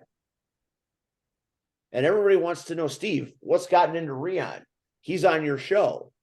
He quit the show. He's here tonight because of Shalonce Royal, not because of the Power Hour. You made a decision to do something that nobody saw coming. And as the night ended, people are like, what does that mean? And I had no answer. On JFW this morning, what does that mean, Steve? I have no answer. I never saw it coming. What made the real deal Rion Skills do what he did at Rocket Pro? And I don't mean this in a bad way. I'm just asking the question because the question begs to be asked. are you done? Or are we good? I'm done. Okay, so do you want me to address the screen or to address you directly? I will let you choose whichever you'd like. Okay. Then do you want a work answer, a shoot answer, or both? Again, And I'm only asking because of this wonderful deal that took place with Miss Royal. well, Shalonce was our special featured act tonight, and she blew us away. But we also advertised we were going to talk about Rocket Pro. We are also going to talk about the knockouts before we are done I tonight. feel like you should talk about the knockouts before I say anything. Well, I think that I need to get clarification now. And again, if you don't want to talk about it, Well, I'm fine with talking about it. You know, Steve, if you ever came to knockouts practices, maybe you would have some clarification because I spoke to Rian. well, then I will let Cactus Rack take over. No, I'm sorry that No. I got in the middle, but like I said, No. a lot of people will have questions, and I'm trying to get answers. I'm trying to get answers for the people. Which brings me to what I was saying before. Do you want a work answer, a shoot answer, or both? Tread lightly. all or nothing. Let's get both. I will tread lightly. I will say this. I have been asked by many people, didn't you see this coming? How could you not see this coming, having him with you every Tuesday? So for me, I don't need an answer because that doesn't matter to me. Whether you did what you did, why you did what you did, doesn't change the way I feel about you. But your perception at Rocket Pro has certainly changed. And I'll do it this way. I will do the work answer and the shoot answer. Ladies and gentlemen, Rian Skills. The work answer, Steve, is because I am tired. I said that. You did several times, very clearly. Steve, let him talk. I made sure that everyone understood that I was tired, and people still wanted me to do things like entertain, get up there and do the stuff. And I was fine with it. I understand that the best way for me to entertain is to shock and awe. And while I'm not nearly as athletic with some of the, actually, majority of the locker room, the one thing that I do have in order to compete is this. And the best way to go about it, especially since I've had my ass handed to me in that company since its inception, between the Idols and the Scarecrows and literally anyone that I've been in front of, there's only one way to go about it, because I have felt soft and I need to get back to being a better person, not just in here, but outward. And the best way to go about it, to find balance, is the balance of justice. Sound familiar, Steve? That is a very compelling answer indeed. Those are your words, Steve. Those are my words. The balance of justice, the arm of justice, all of the justice stuff. Now, are you good with that answer? I am. Can I talk to them? Do you want me to get up and leave? Oh, no, you can stay right here. Because I'll leave. Trust me, you need to be here for this. I can go. All right. So I will put something in perspective for you all so everyone understands where my head is. I have been the same person on this show. If you meet me, I am the same person, no matter what. I quit the show, and I want to make everyone understand where my head was. I quit December 20th. Does anyone remember what December 20th was? That was the Christmas episode. Yes, it was. And do you remember why I decided to leave? You had given me what I want, but there's always a catch. And I have said this from the beginning. It's true. Everything that has come before, him running around, doing whatever he wanted in IPW, him going and cutting people off, running bits into the ground, saying whatever he wanted to say, cutting people off when they decided to do certain things, bringing on guests and saying things to aggravate them. So then he's shocked in why they would want to beat him up physically at shows. That's one component of this scenario. Because in his mind, he can just spin the narrative and call it a day. Because on the internet, if you say it's true, it's totally fine. It's okay. But when you have an opportunity to spin the narrative, when it's your show, you can do just that. Like the JFW podcast. Like Nubby calling me a bitch and saying that he's not my friend anymore. I'm not even sure where that came from because I didn't do anything. But for some odd reason, if I do something to someone that you love or you respect or anything of the sort, people get upset. One of my favorite video games is The Last of Us Part 2. And people hate that game. And you know why they hate that game? Because it forces you to put yourself in the other person's shoes. No matter what, there's always a bad guy in the story. Even if you think you're the good guy, there's always a bad guy in the story. I never lied to the people, and I'm not lying to them now.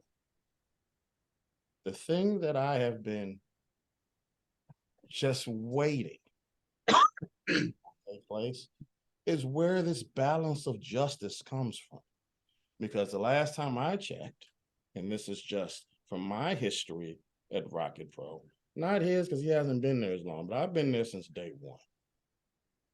So I've been around for all of the changes and the growth, the decline in the growth. So I can say certain things. Like when I was teaming with Santa Claus, no one really cared.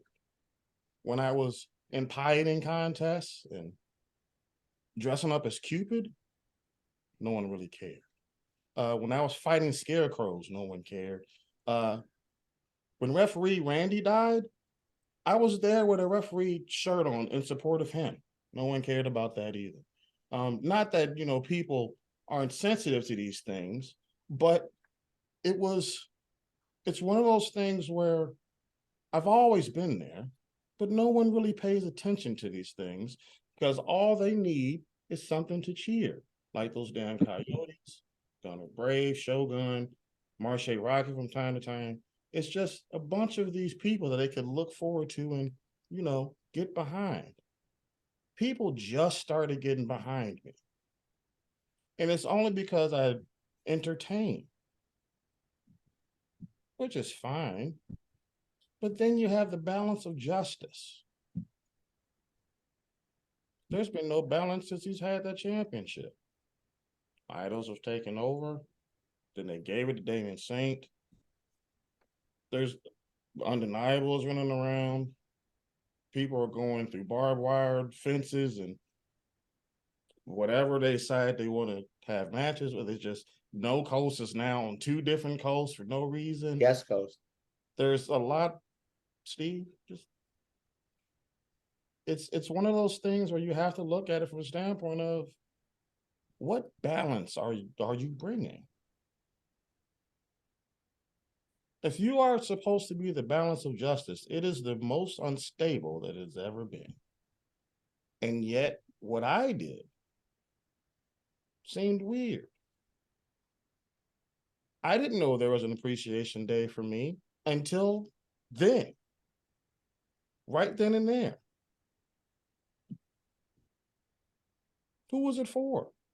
Was it for me? Because I felt like I should have known about it. But I went out there anyway, shucking and jiving, doing what I need to do, get up there, hey, everybody, hey, we had fun. Then that's it. I need the imbalance to stop for me, because I've been there since the beginning. That's all I need. I hope this works out, because I feel like this is the nicest way I can go about it, because I can get much, much worse. And I feel like this is a good time for me to, sit back.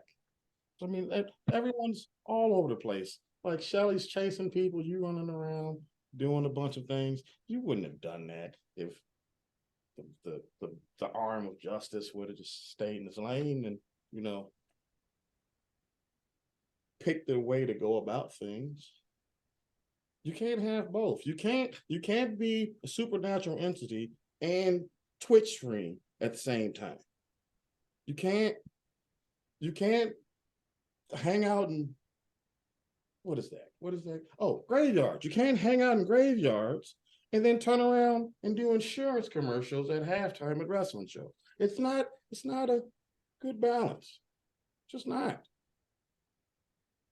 And because of it, the company is starting to do a bunch of weird stuff. And let's face it, very profitable. But as someone that has been there from the beginning, there needs to be balance. Can't say you're the balance of justice or have someone else call you balance of justice, and there is no balance. Is that good enough?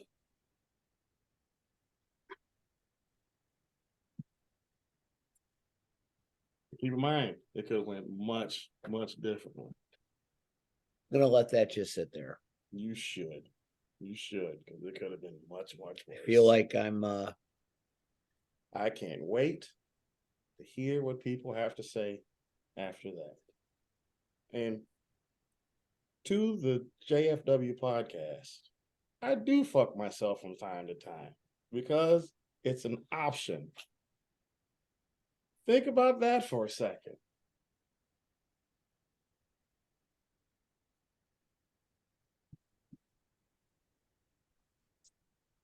It shouldn't be a punishment. It should be a choice. Why can't you give people choices? That's some bully shit. That's a whole nother conversation in itself. Did you know that he had a chance, Travis T had a chance to tell Shelly, go fuck herself, and he couldn't do it because he didn't have the balls to do it? Did you know that? Did you absolutely know that knew he had that. a chance to go ahead and tell her what he's been telling literally the Everybody. rest of the world, but for some odd reason he couldn't do it to her? No testicular fortitude. But I can still go fuck myself. We can all go fuck ourselves. This might be the realest episode of the Power Hour. Are you leaving? Well, Are you dropping the mic and taking off? Is that what's happening here? I mean, you got Derby to talk about. We are going to talk about Derby. So you probably should focus on that. I'm still around. See, the screen says it. It's a And nice. trust me, that's what did Red say? Layers. You have no idea the hellspawn I'm going to bring to you guys. Oh, Jesus You have Christ! no idea. That is the nice version. The nice version of things as a summary. You have no idea what's coming to your doorstep, other than myself. Oh boy, things. All right, before we give Cactus the floor to talk about the. I'm still here. He's still here, by the way. I can sign off. He's walking out the door. Yeah, but I'm still on the screen. He's still on. I'm still on the screen. I want to make sure you know that. I'm still on the screen. Like a thief in the night who can't get enough. He is willing to fight. He's a soldier of love. To encapsulate Rocket Pro, JFW did a nice job. And he's now in my house. He's taking selfies in my home at the front door as he's leaving, because that's where we're at now. Drive safe, Rion. He has quit, but left an impact. So maybe you'll have to fix the graphic. Rocket Pro, a fabulous show. Connor Hopkins and Bucky Collins was a tremendous match. Fraser, Joey Blues, and Davidson Sarai taking on DC Shaw with Trevin Wolf. Davidson Sarai is a scary, scary human being. I don't know how I feel about that vixen. She has taken No Coast to a different place, and she came to commentary and almost ripped Shelley's hair off. And I didn't know whether to be scared or be excited. It was weird.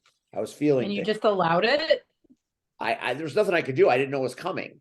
It just happened. You didn't stand up for your friend? Well, I did. I couldn't because it was a bang bang situation. Then she was gone. Interesting. She's brings out feelings that are I can't even quantify right now. Maybe Well, please don't. I can't quantify. There's just something about I've got nothing right now. Then Cactus, there was the match you were in, and it was a damn proud moment for me when Andy comes through the curtain, and then Cactus comes behind him, and she got the love from the Rocket Pro crowd that I really wanted her to get, because I really wanted her to have a great experience at Rocket Pro. And what a great match. Shaq Jordan, Diesel Tracks, Ruthless Rockin' Rivera, Hot Rod Daddy Andy, with Cactus Rack outside the ring. And we'll talk, I'm going to ask you in a minute your experience there, but what a match that was.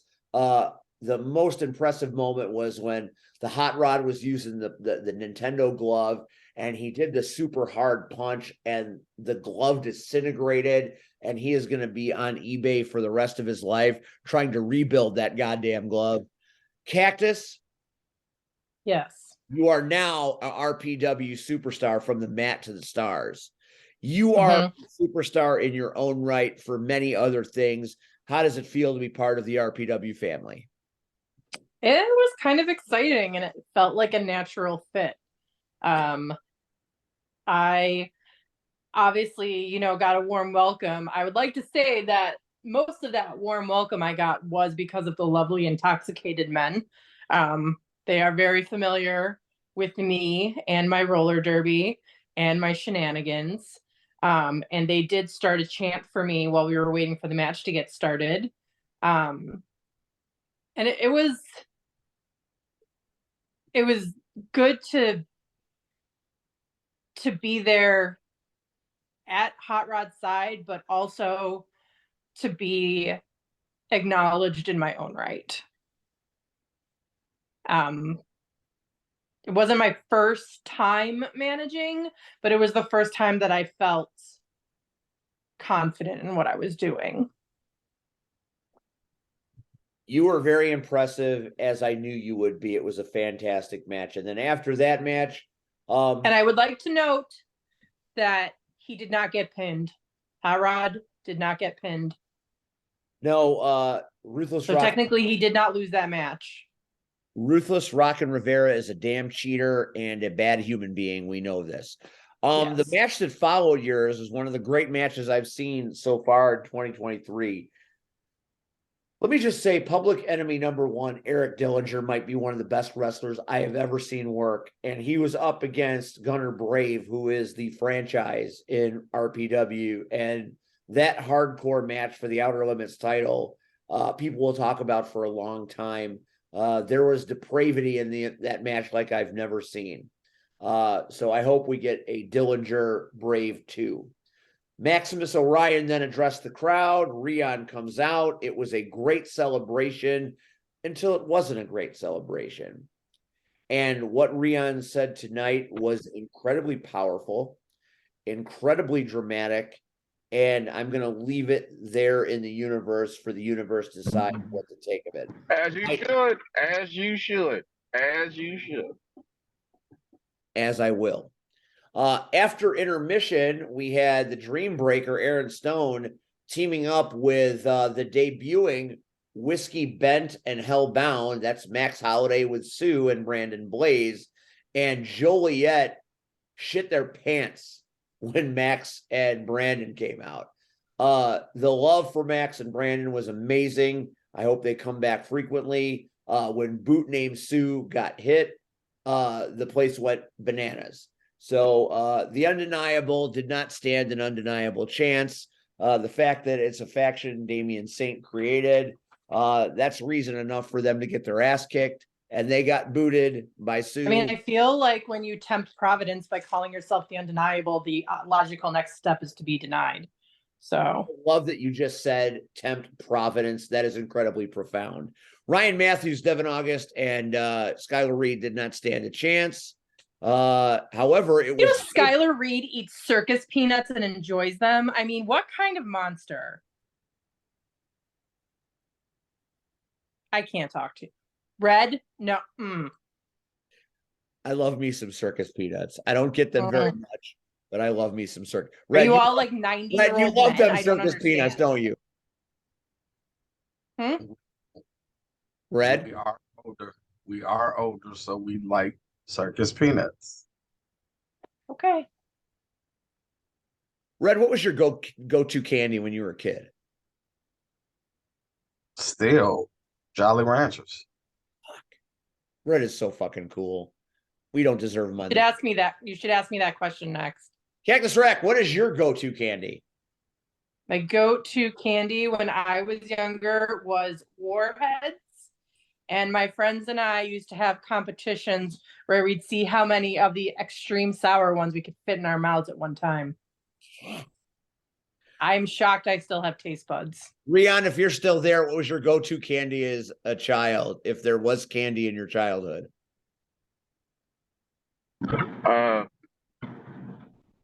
Baby Ruth. I mean, it was the candy bar of choice in Caddyshack in that pool episode. So that's me. Yeah, and Milky Way. I like a Milky Way. I love Milky Way. That's delicious. After that, the amazing Turtle Mike Brennan took on Kevin Cade, and that did not go well for the Turtle. Although he gets the win, Kevin Cade keeps the title thanks to Joey and Roxy. And then after that, we had a situation where, Roxy came over to commentary and dumped popcorn on Shelly's head. And I had about enough of it, and Shelly has wanted to kick her ass for weeks. And I said, Shelly, go kick that bitch's ass. So Shelly goes in the ring, drops Roxy like a bad habit, and then I realized I saw a nice Luthez press. It was amazing. And then I realized that, that was not maybe a great idea. So I rushed in the ring after her to try to hold her back. And once again, she's like the Incredible Hulk. I'm always angry. She's very hard to hold back. But after Roxy and Joey retreated, as they should, because they were about to die at Shelly's hand, I raised her hand up in triumph, and that place went crazy. I couldn't believe the pop that we got in that ring. And I'm sorry, Shelly got in that ring. I was just glad to be there. But I don't know what's going to happen next. But I think we've clearly established that if Joey and Roxy step out of line, Shelly's going to deal with it, and I'll help her whatever she needs. So that's the way that ended. We moved then into the Fatal 4-Way for the RPW Championship. Steve Michaels, Marche Rocket, Old Eva Christian Rose, champion Quinn Whittock. It was a Donnybrook. There were crowbars. Christian, the referee, called it right down the middle, like he always does. Bucky Collins came out and messed with Rose. Marche and Steve Michaels got screwed. And once again, Quinn Whittock accidentally becomes and continues to be champion. And then after that, he was rewarded with a title shot in March. So the main event at Rocket Pro in March is Quinn Whittock versus my good buddy, the bane of my existence, the worst case scenario. That's right, kids. Joey Jet Avalon comes to Rocket Pro Wrestling. And wherever Joey is, you can bet his harlot won't be far behind. That sucks. And then he makes another match, Damian Saint does. It's Ruthless Rockin' Rivera versus J-Beck in the semi-main. J-Beck's not even a wrestler, and he's part of the semi-main. And I feel like Damian Saint just wants to kill J-Beck, and Ruthless Rockin' Rivera is his instrument of destruction. After all of that stuff, we had our final match of the evening, and the Shogun Chris Logan got to fight a man that has been gone for a long time. I hear he's been incarcerated, did some time at Leavenworth, but is back now trying to remake his career, and that was TK Skills. TK Skills came back and fought Chris Logan. It's now TK Flush Skills. There's a I don't know what flush means, but that's what it is. And Shogun killed him.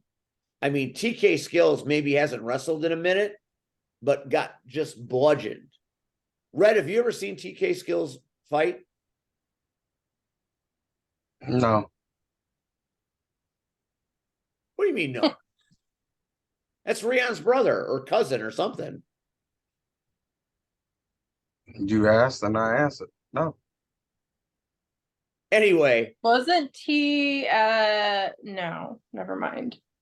Never mind. Red's looking like he's mad at me. So I'll do it. All right, it's not TK Skills. It was Flash Harris. Flash Harris returned in the flashback match, and Shogun Chris Logan beat him within an inch of his life. But in the end, Flash Harris is, of course, a fabulous idol. And what happens when one fabulous idol is getting their ass kicked? The other fabulous idols come rushing to the ring. So by the end of the show, it was all the idols beating down the Shogun without mercy. And it really was a bad scene. And then the music hits. And Marche Rocket comes out. And we know Marche Rocket has idol affiliation. And we know Marche Rocket has been going through a thing. And we know he's got issues with Shogun. Take the shot, Marche. Take the shot. I'm not taking the shot. Take the shot, Marche. I'm not taking the shot. So Marche comes down and stands in the ring with the idols. And Logan doesn't even know where he is at that point. He's being propped up because he's been beaten so badly. And Damian Gray hands Marche the bat. And Marche takes that bat and measures Chris Logan. And then in one moment, Marche Rocket destroys every idol within striking distance, obliterates them.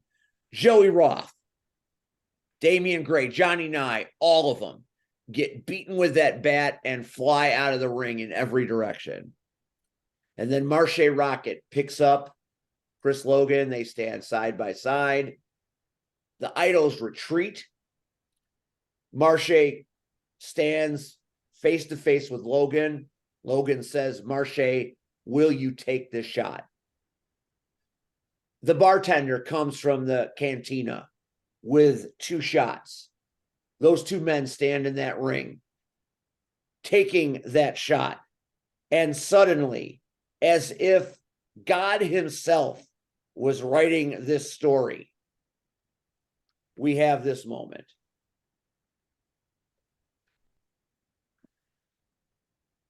The shot. Ladies and gentlemen, and everybody that watches Rocket Pro Wrestling, welcome to the final level. And there it is. Rocket Pro will never be the same. So that is Cupid's Carnage in a nutshell. And now we move on to Shamrock Showdown. But before that,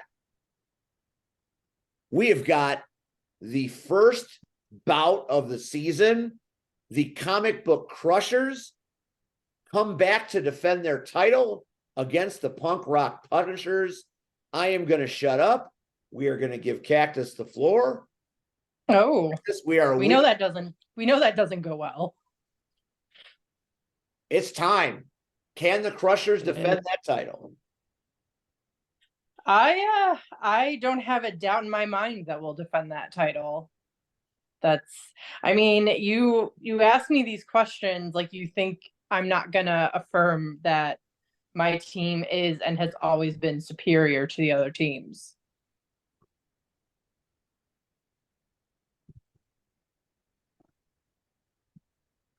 What version of the Crushers will we get? What version of the Punishers will we get? Because I know everybody kind of came together for the big fight versus Michigan, but now the knockouts go back into their original forms and fight each other. You came together for a cause, and that is still going on because, quite honestly, the Mitten Misfits from Michigan are still creating all kinds of havoc. True. You may have guys noticed that we did kidnap their Candy Crusher, I believe. Kind of like Candy Crusher. She's all right. A clown from Detroit who drinks Faygo. Listen, shocking. I like her because she wanted to be my friend on social media. So okay. I appreciate that. Okay. So we did have a little bit of we have a little bit of our own leverage, which won't come into play until June 10th. But Bikini Kill has been released and will be skating for the Punishers. Marley and myself are going to be on the Comic Book Crushers as usual, and I guess we'll see. I don't think that the Punishers have had much direction lately with Bikini Kill not being there. And, you know, Bikini Kill has spent weeks being hostage. So I guess we'll see. You will be seeing a return to my original gimmick of Russian Blue. What you have seen so far has been more of an attempt to modernize Russian. And I've decided if it ain't broke, don't fix it. So I'm going back to the original style of the gimmick. You know, at JFW, Travis and Nubby call you Russian. What do they call you? Russian Rack or Cactus Blue. Yes. How do you feel about that? It's not very inventive. As is the JFW podcast, not very inventive indeed. Takes more than a couple of cheap shots to make me cry. I'm telling you what, they were all about cheap shots today. But he never manned up and called Shelly out because he's afraid. He's a frightened child, as he should be. And I will say that Travis stood next to me at RPW, chit-chatting away with Max Holiday, whose merch was next to Andy's. He loves Max Holiday. He's got an obsession. And this man tried to turn around and walk off like he didn't even see me there. That's what he does. I called him out, and then he turns around. He's like, "Hi, Cactus. Hi. How are you?" Cactus, can I ask you a question? Sure. Do you listen to the JFW podcast? No. Oh, the shit writes itself. It really does. February 18th, that's the bout date, right? The Crushers versus the Punishers. Said February 18th. At the Knockout Dome. You're going to be there, right? Yes. I'm going to be there. Yes. Red, well, you say that. Why did you say that? Man, I'm a little hurt. That's okay. Red, are you going to be there? What did you say? Red. You said what date? February 18th. February 18th. Are you going to finally make an appearance? There's a good shot that I might make an appearance. Damn. If C Red comes. What would sweeten the pot for you? Come on, Red. I have to check with higher ups to make sure that I am fully available. I will buy you. Oh, so with your wife. The first lichen is on me at the after party if you come. Most of Wrestle League will be in attendance. So The League of Extraordinary Gentlemen. Sure, if that's what you want to call them. Yes, they will be there. Russell all time. Don't talk about Bro Russell. I Bros. hate Russell. Russell and Okay, I but he's my son. he So can be your son. Russell I'm going all to steal the time. shuffle from your son. I'm taking the shuffle away. No, you're not. This is why Why is Russell that? all time. Why is that Let me even still finish a thing? talking. Let me finish talking. Thank you. Russell all time, and saw that coming. I can't tell if you're laughing at me or if you're laughing at Steve. He's laughing at me. Okay. Russell all time, and I'm gonna say his names as many times as it takes me to get through this sentence. Russell all time and the Bro Bros are going to be fight reps on February 18th. You will get to see them attempt to break us up, and we will see what happens because the Bro Bros were attacked at the last bout. Yeah, the rope. They made Marley Russell upset. ran like a child. And Marley took a baseball bat to Tad, I believe. Both of them. So, yeah, they both got the business. So it's going to be, tensions run high when you're forced to work with your enemies. So we have some things to get out on the track. I've told everybody, and I'll say it again. If you haven't been to a Knockouts production, you're just letting the best things in life pass you by. It really is an amazing experience. I turn down gigs so I can work with them because it's goddamn worth it. It's amazing. The energy is amazing. These athletes are amazing. The knockouts are unlike anything I've ever seen before. I'm just proud that I get to sit there at the desk and yell at the top of my lungs. And if you want to know how good we are, we did not bout from February 2020 until I believe June 2022. And every single bout, including our first bout back, has sold out. Every single one. And there will be a big article in the Southtown Economist coming out really soon. It'll be very good. A friend of mine is writing that. I can't wait to read it. People are realizing in Homewood that it's as much a Homewood tradition as Dairy Queen and Aurelio's Pizza, which if you've ever been to Homewood, those are our two things that we take pride in more than anything. The original Aurelio's with the brick oven and the Dairy Queen that's only outside seasonally. And the ice cream is always better there. So, if you come to a Knockouts event in the summer, we can all swing by Dairy Queen and have ice cream after the show. Except for those of us that are vegans and or lactose intolerant. Yes, except for you folks, and I'll have a lick for you. Thank you, Cactus. You're welcome. But if you're vegan, Redbird around the corner, great cafe. There you go. Red. Yes. Wrap this package. And put a bow on it. First of all, I think we would be remiss if we do not send up our prayers for one of the greatest to ever lace boots. And that is our prayers are for the King, Jerry Lawler. Yes. Suffered a massive stroke this afternoon. Again, we know our podcast is small, whatever the case may be, but our prayers aren't. So, God, if you hear us, and I know you do,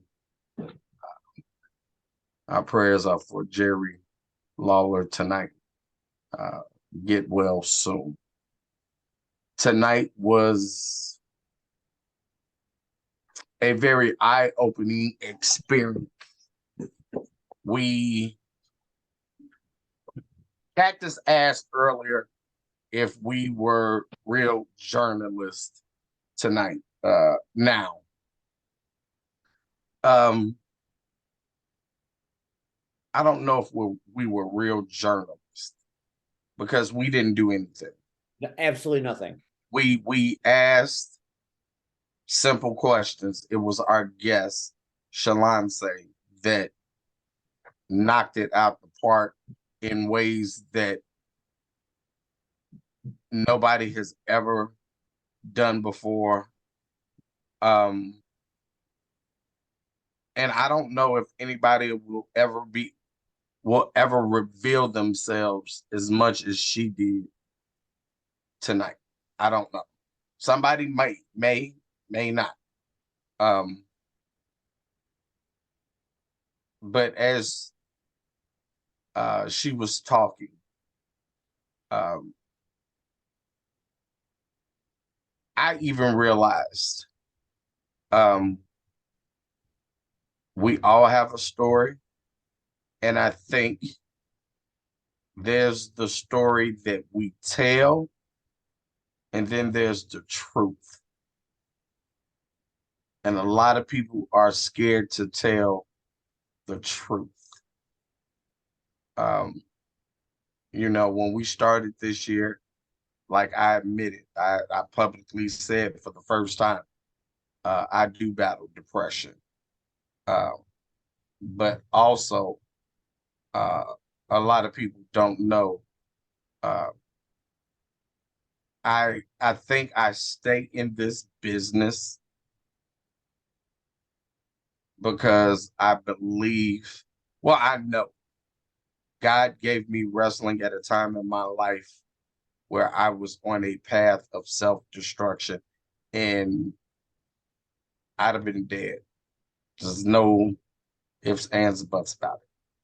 There would have been no C-Red, and Sean would have been dead and buried a long time ago.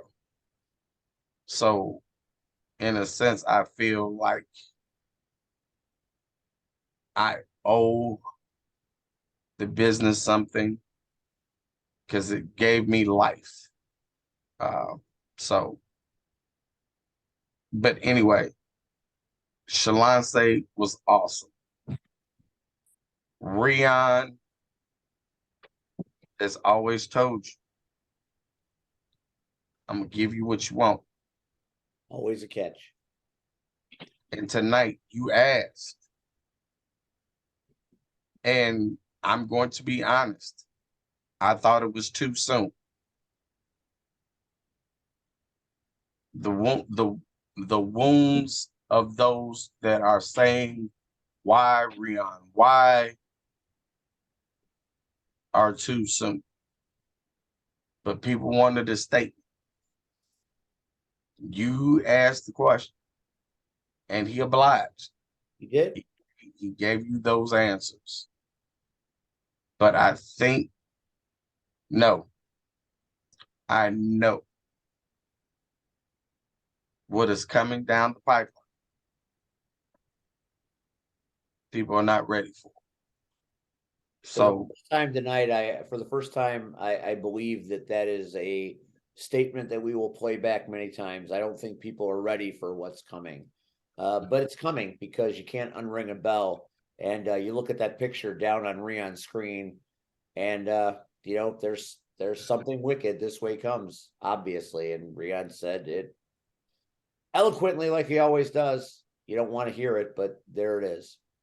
and I think February 18th in Homewood, the Chicago Knockouts return. And this time, as you said, this is different. You know, for the past couple of bouts, they have battled Michigan. So, you know, it's funny because in my head, I equated to Voltron. You know, so you had all these teams coming together to make this massive giant robot to defeat the enemy of Michigan. They did. Well, now guess what? The red lion and the yellow lion got to fight each other. That's exactly. But it's the blue lion. And now the lion. we know things about each other that we didn't know before. See? So now, so while they were fighting each other, you know, they were also scouting each other. No doubt. So I think February 18th will be a very interesting bout Shit's about to between, get real on the knockouts. There's no doubt about it. and while Cactus, I understand Russell is your son, please, for the love of God, stop that damn shuffle. The Cabbage Patch died. Thank God. And thank God. I will advise him to reconsider. Let it go. Matter of fact, it's bad when the dance is older than the guy. Yes. So he I needs want to do the achy breaky heart. Stop acting like he invented. Stop acting like he invented the wheel. No, you saw your mama do a dance move when she was younger and said, "Yeah, I'm gonna make that the Russell Shuffle." Stop. Well, Red, as much as I love Russell, what do you expect out of someone who thinks LeBron is better than Michael Jordan? Well, this is the same guy that thinks Aaron Rodgers is better than Tom Brady. And I get it. Exactly. I get it. But again, just stop. Just tell them, move on. Or create a real dance. And then guess what? Do that. But having everybody do Cabbage Patch, like, stop. I was doing that in grammar school. Yes, no, high school. I was older, so high school. So, but even then, it was like, it's here. It's gone. Okay, it's like hammer pants. It should never come back. God, I wish I had some hammer pants. I'd wear them. It's so funny because Steve and I were talking about this. We were talking about hammer pants. She's going to find me some, and I'm going to wear them, and I will enjoy it. All right, we're going to end this show. Thanks to Shalonce Royal for blowing our minds. What an amazing guest. I hope she comes back. And I hope all the promoters I reached out to tonight heed my advice, because all they have to do is watch this show and listen to her talk, and that should be enough to sell anybody. Next week on this show, We're doing this really. So you're going to do a show on Valentine's Day. We got to do a show on Valentine's Day because it's my kid's birthday. Well, I'll be the only one here, I guess. You will. You will be the only one. I'll be the only one here. But we have because CSW's Wild at Heart is happening on that Friday. We will be joined by the fraternity known as Alpha Zeta Zeta, and they feel. So I'm not missing much. Right, we ain't missing shit. We're not missing anything. Are you guys real? Well, I mean, you have dates and stuff, I'll bet, but no, it's literally Hazel's birthday. Well, Hazel's born on Valentine's Day? Yes. That's amazing. Yeah. All right, so it'll be Steve versus the world apparently next week as Alpha Zeta, or maybe we'll take a week off. I don't think Alpha Zeta Zeta would appreciate that, so I'll come on here. It'll be the shortest power hour in history. I don't appreciate their popped collars, so. Well, I don't think they even I don't think they even know what that is. But they're factoring largely in CSW these days, and since we have Wild at Heart Friday, I thought this was a good time to have the Zeta boys on the show. But it'll just be me. Rion quit. Red is going to do other things, and Cactus, happy birthday, Hazel. So next week it'll be Steve versus the Alpha Zeta Zetas in a very truncated version of the Power Hour. Thanks to Shalonce, amazing. Thanks to Rion for being very candid. Thanks to Cactus for hyping the knockouts. And thanks for Red for the roses and recapping it beautifully. I'm Steve. We will see you next time on the Power Hour. And if Cactus and Red aren't going to be here next week, they will definitely be back the following week on February 21st as the Power Hour welcomes a wrestling icon. And we will finally find out about the night of the super wrestlers as on the 21st, Billy Whack joins us on this show. So if you like wrestling, then you better tune in, because one of my mission statements in life is to do commentary with Billy Whack. So don't miss that episode. We're the Power Hour. We're out. Good night. This has been like 3 power hours. So we'll see you next time. Good night, everybody.